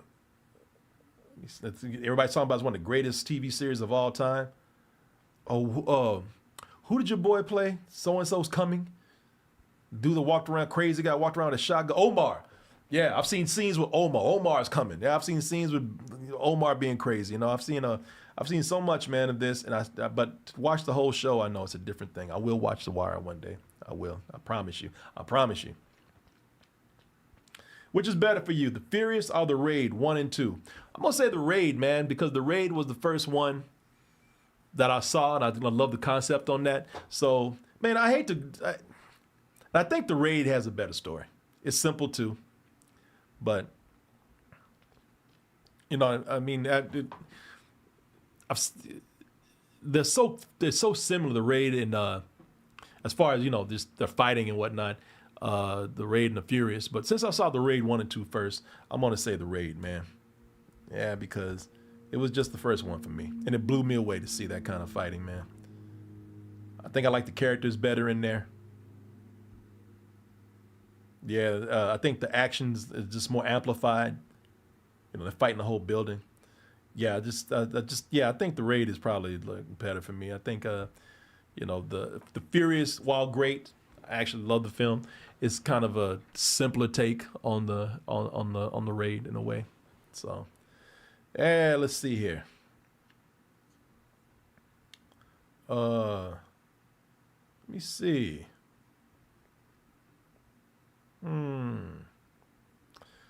All right, y'all. I probably can get through this. No, tell you what, if you can stop sending in questions, I could probably get through this whole thing. I'm actually making good progress right now. Can you interview? This is from the Sinzu Bean Plug.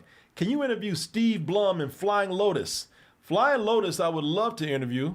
And you know what? Who knows? Maybe I can. I usually get interviews when people have something to promote. Like you're going to see an interview with, the guy that does Jake the Dog and Bender. You're going to be seeing an interview with him pretty soon. But when people have something to promote, that's when let me see here.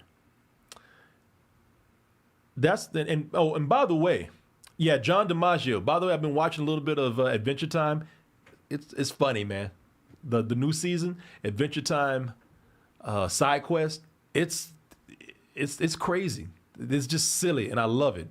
But yeah, John DiMaggio, he had to promote that. So I usually get people when they want to promote something these days. But let me see here. Flying Lotus. I've seen Flying Lotus perform like 3 times. If you don't know who Flying Lotus is, he's a musician.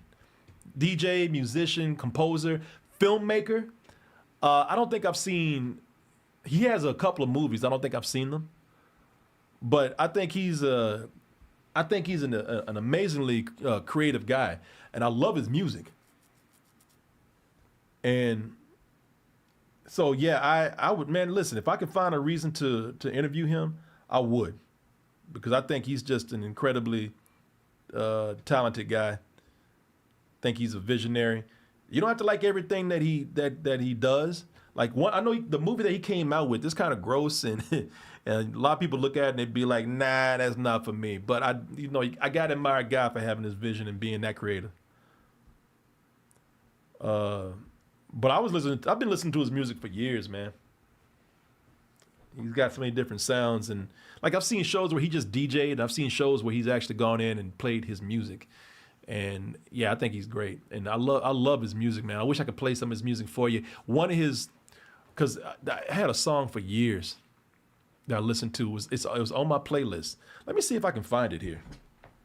Probably have it on my phone. My Apple Music on here. Oh, let's see. One of his songs was one of my favorite songs. And I'm not going to take up your time, but it was on my playlist before I got like Spotify. Like I bought a couple of Flying Lotus tracks, and that song was on it was on my permanent like playlist for a while. It had a female vocalist. Oh man, I can't find it. If I could, I would look for it more if I could play it for you, but I can't. That's the thing that sucks about doing this. I can't play music for you here. Let me see here. And Steve Blum. Let me see. Show you a picture of Steve Blum right here. He's a voice actor. And I've interviewed a lot of voice actors. I could probably get this guy to come on one day. You can see all the characters that he's played right here. All the voices that he's done. Hey, look at that. Legacy. Right there. So yeah, man, this guy, that would probably be not too hard to get Steve Blum to come on, because I get voice actors all the time to come on here. And voice actors are some of the coolest people, man. As I said, because they're usually doing voices, they really appreciate when people like give them attention, man, and show them gratitude for their work.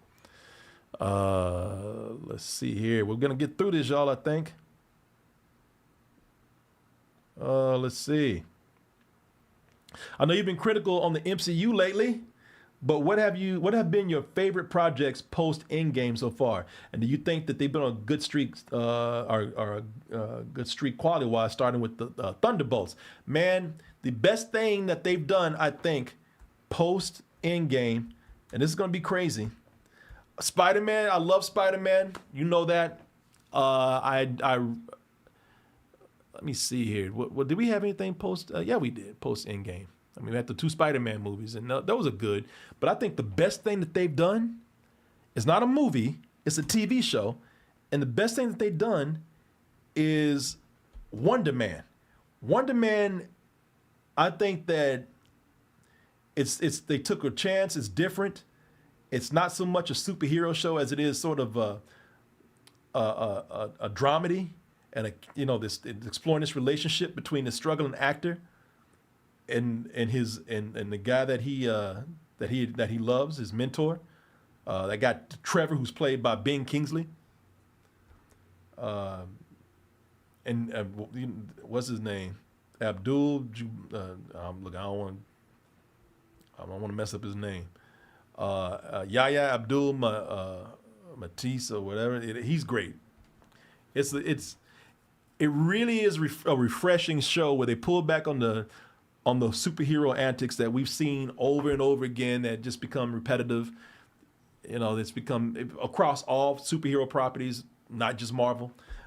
This one, they're still there, but it's pulled back, and you just get this great kind of buddy dramedy, man, with these 2 characters, and I love it. I think that is hands down the first thing I think of when I say it was the best thing they've done post Endgame. There might be something else, but that's the first thing that pops in my head. It was G. Colby, $10. Let's see here. Nicole Ham, $5. You mentioned Bakshi, and had an unsavory run with him. Have you ever seen American Pop? I think it's his best movie, oddly. Super underrated. Man, I've talked about American Pop so much. I don't think it's his best film because it's taken pretty much existing music and doing some revisionist history with it. It's a lot of rotoscoping with it. But American, I think I can show American Pop without, if I don't play any sound with it. But American Pop is this movie by animator Ralph Bakshi. You've heard me talk about him before. And it's not a fantasy. It's not like a cartoon. It's pretty much a drama, given the history of American music through several generations of a family. Something that probably could have been done live action, but he did it with rotoscope animation, and it's ambitious. You don't have to like everything that Ralph Bakshi does, but his ambition for what he does and what he's done for animation, as far as adult animation, it's admirable, man. Let me see here. Let's see if I can find the trailer for this. Yeah, so just to give you a little visual here of what it looks like, because like I said, I can't play any sound, but you can see right there. It's sort of an example of the animation that he's done. You see his rotoscoped. As you can see, again, these are very human characters. This is pretty much, like I said, it's a drama, man. And you know what? It's even though it's not my favorite, it does. I watched it every other night on HBO when I was a kid because I was in love with this movie. Just because I admired animation trying to do something more adult, I thought it was beautiful. It really is it's a great looking film, and it's like I said, you won't see anything like it really. And I think that it's something that it has a fun memory for me, and I admire Ralph Bakshi for doing it. And it is a creative way of using existing music. They must have paid crazy money for the rights of all these classic songs from the 70s and 80s and beyond. Going even more back on that. Yeah, everybody remembers working on the night moves. Got a fan up in here, man. Who said that? Who is that, man? Cleveland, 1982. So you know the movie, man. You've seen it. That Supergirl cup looks like foreskin. As people talking about that, now I'll give them that. If if they're complaining about that, they're right about that. Let's see here. Let me see. This is Starman, $2. What's your funniest bad movie? What's the funniest bad movie in your opinion? I love DT, by the way. Thank you. The funniest bad movie for me, I have to admit, is, and it's even debatable if it's bad, but I'm just going to say it anyway because I love this film. Not even ironically, The Human Tornado. The Human Tornado I watched this movie so much, and I still watch it to this day. I had a watch party for it. I'm going to have a watch party for it again one day for people who haven't seen it. The Human Tornado, with starring the great Rudy Ray Moore. That is the funniest bad movie to me. And again, that's subjective to, a lot of people. Everybody has their own funny bad movie, but this movie is hilarious. Starts out with Rudy Ray Moore plays a guy, what's his name? I forgot. Dolomite. What am I talking about? Dolomite. He plays Dolomite, the Human Tornado. Starts out with the racist sheriff trying to break up a black party. Finds Dolomite in bed with his wife. Chases him down to another. They have to leave the city to get away from this racist sheriff who tries to kill him for sleeping with his wife. Sheriff killed his wife, by the way. They get to the city. He tries to hide out with his friend Queen Bee because they got no place to go. But Queen Bee says, "Hey, cool, but I got trouble with this other rival club down the street who's trying to push us out of business because they want to, they want to take our business." So now he's like fighting the mafia of this cricket nightclub. But it's insane. It's crazy, and you should see some of the stuff in here, man. Like there's a scene where he interrogates a woman and gets answers from her by having sex with her. And while he's having sex with her, he's having sex with her so hard, you start hearing tornado sounds, and it tears the house up. The roof falls on them while they're having sex. And this is after she had this whole fantasy before he even got to the door to have sex with her. She was having fantasies about black man coming out of a Jack in the Box having sex with her. The woman was white, by the way. You see what I'm saying? It's crazy. It sounds like I'm just talking stream of consciousness, but it's insane. There's a...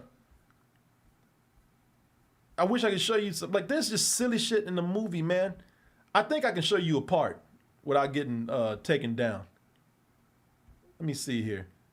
I'm gonna show you something like one of the craziest parts in this movie. I think we can I think we can do this without getting in trouble. But this is let me go to my, because I got the movie, man. Let me see here. I gotta show y'all this. Let me see. Oh, come on. Is this it? Yes, this is it. So let me just show y'all one part in here, man. That's crazy. This is how crazy, because this weird stuff happens in the movie. Let me. Oh my God. Let me make sure my sound is muted on the stream. Let me show y'all something like this weird part right here. Because that's when they get to the club, the movie stops to show you all the people all the acts in the club doing their thing. Oh, let me see here. And it's just movie just stops. And they take a break from the story. You see these people doing these weird musical acts. This is the weirdest one. I gotta share this with y'all. Watch this. Let me see here.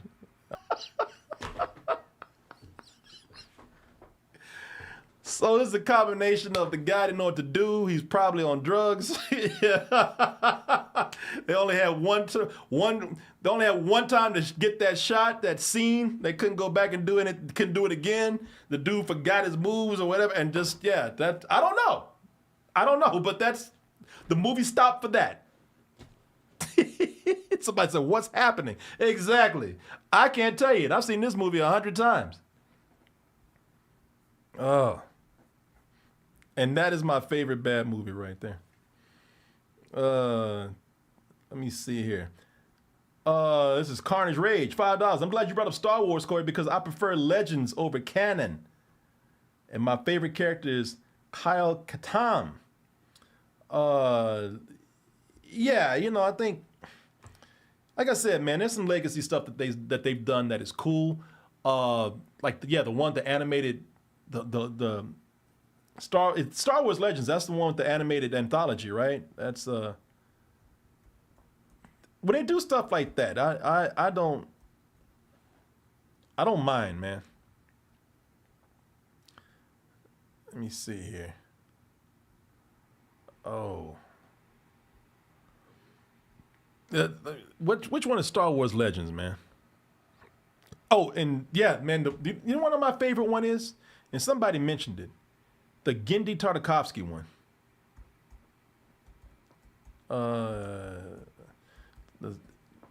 His Clone Wars, when they do stuff like this, that's like the one where they had his animation style, the one where there was no dialogue. I always thought that one was, and they had dialogue every now and then, but a lot of it was just being spoken with like great animation, great action. Let me see here. Let me see. Just amazing fight scenes. I love the. Oh, this is one of the ones where they had a lot of talking, but they had a lot of shorts where they didn't talk. It was cool fight scenes, cool action scenes. It was all visual. I love his designs on his take on the characters. So yeah, man. I like when Star Wars gets experimental and does things like that. You can even play with the legacy stuff and still go out there and try something new. Let's see. We're almost done with this. We're almost finished. Let me see. Yeah, I think we got it. I think we can get through this. Don't send any more questions, y'all. Corey, what's a perfect movie that you never want to watch again? Mine is Grave of the Fireflies. If you know, you know. Grave of the Fireflies is fucking depressing, man. And like you said, if you know, you know. It's an anime, and it's sad. If I remember, it's a boy and his little sister, and they're trying to survive after the bombing of Hiroshima, I think. And it's just, I never want to see that shit again, man. Let's see. Yeah. See, things like, let me see here. Yeah, this is, it's terrible, man.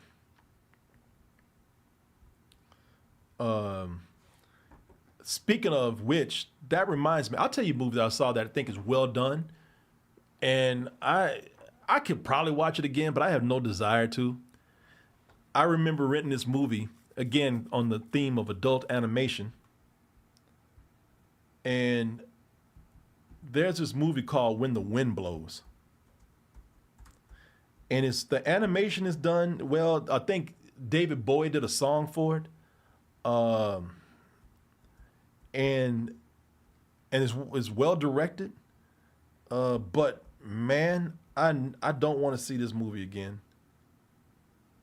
This movie is about this old couple. And they see here. And they live in the English countryside. And the nuclear war starts. Bombs start dropping. And they live out, and since they live out in the countryside and they're old people, and this guy has lived through World War II, he thinks that help is coming for them.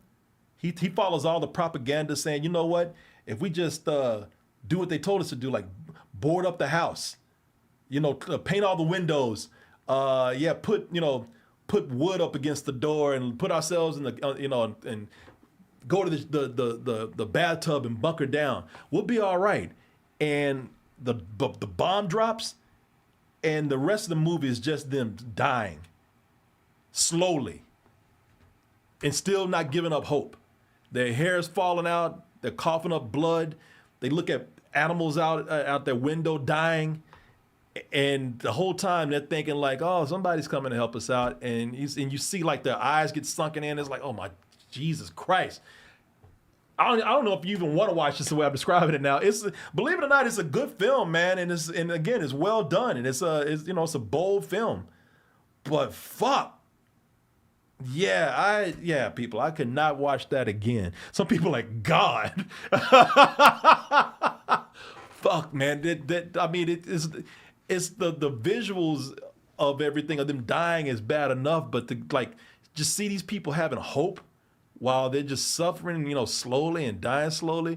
And the only good thing to say about it is like they just only have the comfort of each other.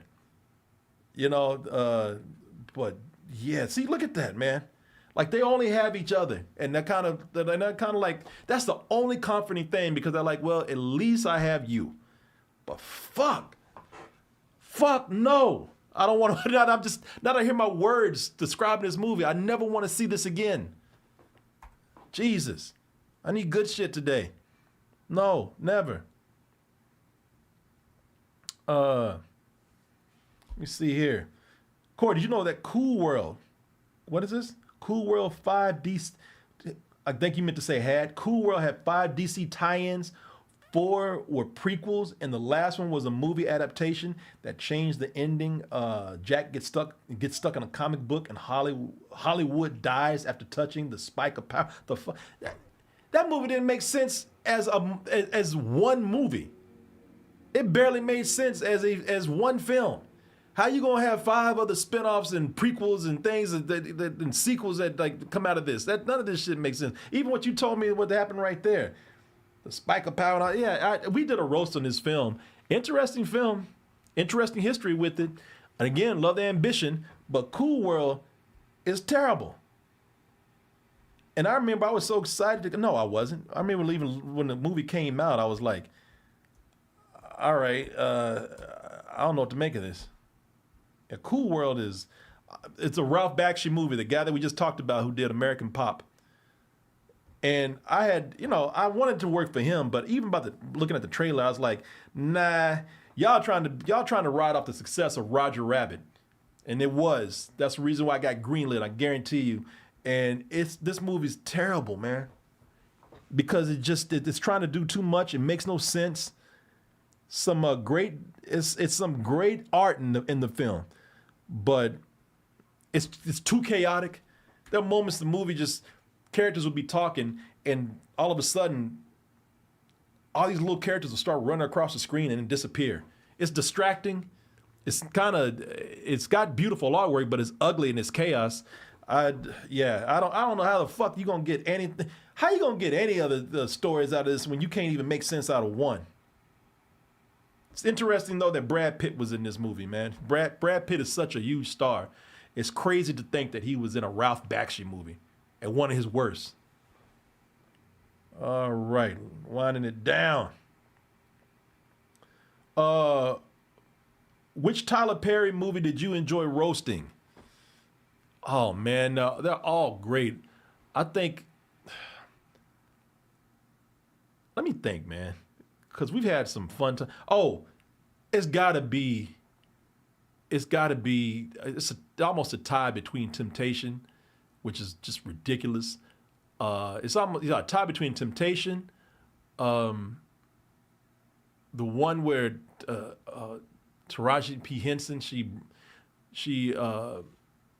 broke up. She's a divorce movie. What's that movie? Acrimony. Acrimony, man. Acrimony that's probably my favorite one. Temptation is close, and then followed by what's the one? The one with all the bad wigs. Billy's brother was in there. Oh man. Straw was good. I know. No, Straw was a good one. But man, Acrimony is probably my favorite. That one was crazy. But Fall from Grace. Fall from Grace has to probably be, because that was up there. Fall from Grace is Fall from Grace is probably close to being my favorite one.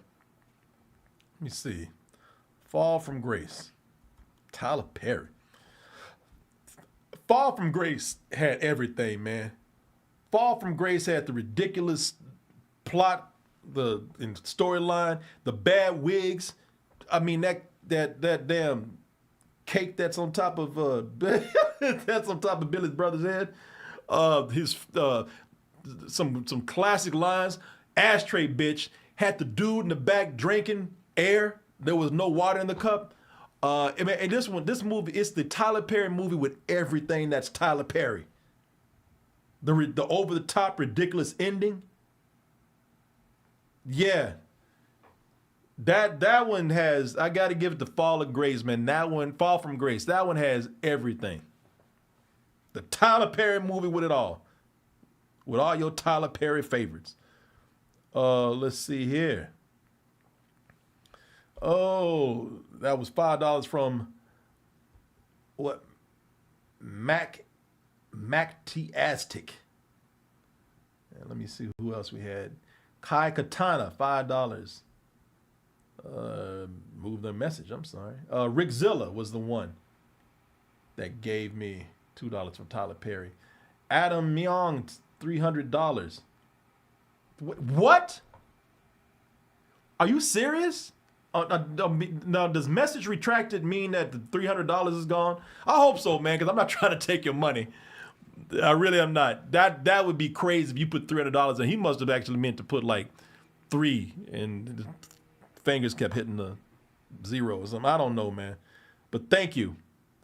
Thank you. I doubt you probably took the $300 away and I'm fine with that. That's a lot of money. But if you did do that, wow, thank you. That's insane. But I hope you did get it back. Let me see. With Brand New Day coming out soon, how would you rank the 3 Spider-Man from best to worst? I got asked this question before.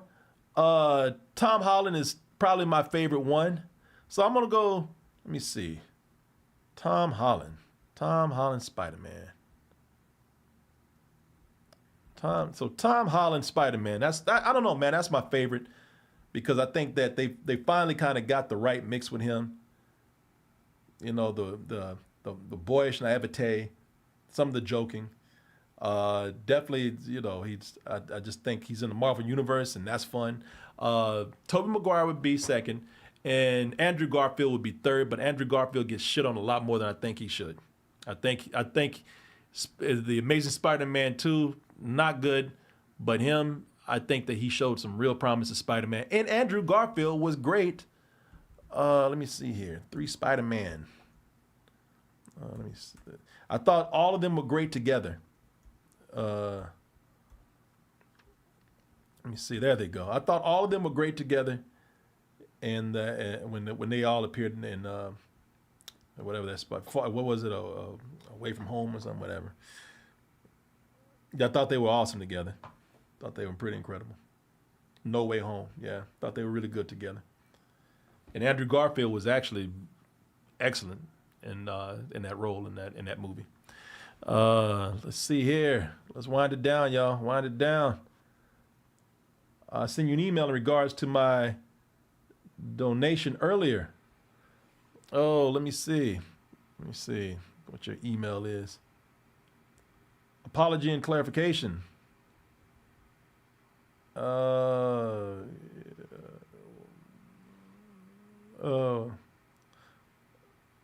Let me see it.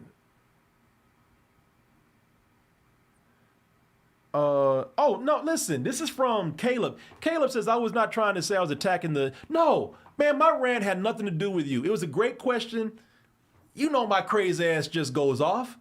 It had... No, please don't think that rant was about you, Caleb. Not at all, man. Not at all. Man, listen, we know who I'm talking about. We know who those people are that I'm talking about. I did not think that you said anything at all, man.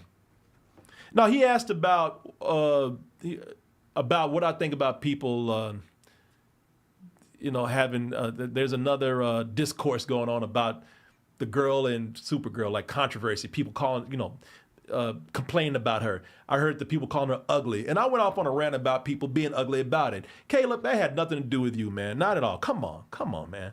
No, never. No, not at all. Thank you for even trying to do a clarification, but no, don't think I was mad at you at all. Oh my God. Force reload. Come on. All right, y'all. So now the page doesn't even want to come up. I got just 3 more questions. Oh, there we go. Let's see. No. Fan funding. All right, so there we go. Caleb, no, you cool, man. Rob Zavy, 213. Hey, Corey, just turned 31 yesterday. I was wondering what show was running when you were in your 30s. Was it Spill or the Access show? Both. I think, so we stopped doing the Access show in 2005, maybe 2006. At that time, I would have been 35, I think, something like that. If it was 2006, I'll be 35 years old, I believe. So, yeah, and then we started Spill right after that. So, yeah. So, early 30s to mid 30s, I was doing Access, and from that point on, I started doing Spill. So, there you go. And we did Spill until, I don't know, so 2006. Like did it for 8 years, I believe. Wow, we did Spill for 8 years. That's crazy, man. If that's indeed what we did, maybe 7 years. Okay, so anyway, yeah, we did about 2013. Because I think DT Double Toast. I think I started that we started in 2014. So yeah. Somebody said, I sent you $300 by accident. Please help. Of course, man. Yeah. No, you got it. I'll help you out with that. I don't know how that happened. But yes. You can send this to my PayPal. Okay. Yeah, let me see. And this is it. Yeah, I didn't think you meant to do that. I sent $300 on that. How did you send $300 on accident, man? I mean, that, like, if you accidentally sent $30, I could understand that, but 300? How did that happen? Anyway, all right. So, we'll take care of that, man. Can you send me an email, please? Also, let me see here. All right, got the last one. Corey, no, this is Fitness and Foolishness, $5. How did you and Martin meet? Somebody said that period left on vacation. Shit, you must have fell asleep at the keyboard or something, man. $300. How the fuck you send? But hey, I got you. I just want to make sure this isn't some scam where you say you send me $300 and I'm sending you $300 through PayPal. So, let me just make sure this isn't something shady going on, and I will definitely take care of you, man. I really don't want you to be worried about if that's what happened. Yeah, exactly. I'm not trying to have no Nigerian prince come in here and get this money from me. So, let's make sure that that's what's going on. It might be some damn super chat scam or something. All right, last question. Fitness and Foolishness. How do you and Martin meet? I've told this over and over again, so I'll keep it short. And it is short and simple. When I was in college, I hung out with a bunch of cartoonists. They kind of adopted me into the group because I was the least talented and probably the least funny. But I was hanging out with them. And Martin knew a lot of these people because Martin was working on comics at the time. And all of the cartoonists that I hung around, of course, they were in the comics too. And plus, one of the guys who was in a cartoonist group had this really popular character during that time. In the early 90s, there was a character called Too Much Coffee Man. Let me see if I can find him here. Too Much Coffee Man was so popular that he was featured in commercials. Drew Carey was going to be in a TV show starring as Too Much Coffee Man. Yeah, let me see here. Let me see. Yeah, there it is. Too Much Coffee Man. Yeah, and the guy that did that is a guy named Shannon Wheeler. And Martin was very good friends with Shannon Wheeler. And I became friends with Shannon a little bit. But then Martin, we were the only two black people in the group. And I'm not saying that that's a big deal. It was just kind of like, hey, but there's another black cartoonist. That's cool. And I just thought that this guy could, give me some good advice on not only just cartooning, but life. And we became friends for a little bit. After I got out of college, I kind of lost track with Martin. And then Martin saw I was doing the cable access show. And he just called to say, hey, you're doing a great job. Thank you. And I told him, why don't you come down sometime, man? And he came down, did a little guest appearance on the show. He was funny. He was cool. He loved movies as much as I did, and we would talk about movies all the time. So he just became a regular on the show. And we've been dear friends ever since. So there you go. And that is that. Oh yeah, and he was older than me. Yeah, he was much older than me. And at the time I thought this guy he could be a great mentor to me, man. So there you go, y'all. Let me see here. And that's it. That is it. Thank you guys so much for being here tonight. I appreciate it. I hope you had a good time. I hope I answered everyone's questions. And I, as usual, have a great time just answering those questions and also learning some things from you out there. Let me see. Awesome stream. Thank you. Thank you, folks. I appreciate you. Somebody said Martin is Dame Dash. Oh, hell no, he's not. No, he's not. He has all his teeth. Great to see you, Corey. Thank you, Luigi. Great show, DT Darkside. Thank you. Thank you. Fun stream. Take care. Had a great time. Win stream. Thank you. Thank you so much, guys. Oni Mangaland. Where's Wallace? Swiss Baby. Jason Bear. Gabe. Mr. Yasman. Ollie Lestrange. Buffalo Wild Mix. Dino Dude. Vic Matt. And G. Colby. Of course, the rest of you. Thank you so much. Had a great time answering these questions tonight. Let me make sure I ain't about to get scammed by the Nigerian prince up here for $300. I really want to make sure that... you know what? Let's do a trade. I'll give you $300 if you can tell me how the hell you accidentally gave me $300. How do you do that, man? Like, really, your finger must have been on the keyboard and you fell asleep and you just hit those 2 zeros. I've done that. No, I haven't given people money that way, but I've mistyped something doing that. Boy, that's crazy, man. Let's do that. I'll pay you $300 for a good excuse. Other than that, that's it. Thank you. I'm going to get out of here. I'll see you guys tomorrow when we have the roast for Wonder Woman 1984. And then Thursday, that's when we'll do our review for Supergirl. Might talk about some other things that are out there, like a TV show, certain TV show that I finished watching. Who knows? Who knows? What I can tell you is kcoolmans at gmail.com. People, that is KCOOLMANZ at gmail.com. Email us with any kind of questions, comments, compliments, insults, input, and all about it. Hit us up on social medias, Instagram, X, formerly Twitter, Facebook, Patreon, TikTok. Got a new animated short coming out sometime this week, maybe tomorrow. And that's going to be on Patreon. So if you're a Patreon member or a member of our YouTube channel, we have a new animated short coming out. You'll be able to see it soon. If you're in Austin, email us, kcoolmans@gmail.com. And other than that, good night. Is it good night? Good night? Good morning. Good afternoon. Good evening. Whenever you're listening to or watching this, goodbye and stay toasty. No, I'm not going to keep your money, Adam. No, Adam, hey, email me and let's figure out what's going on and I'll take care of you, man. He said, you going to keep my money? No, man, no, you're good.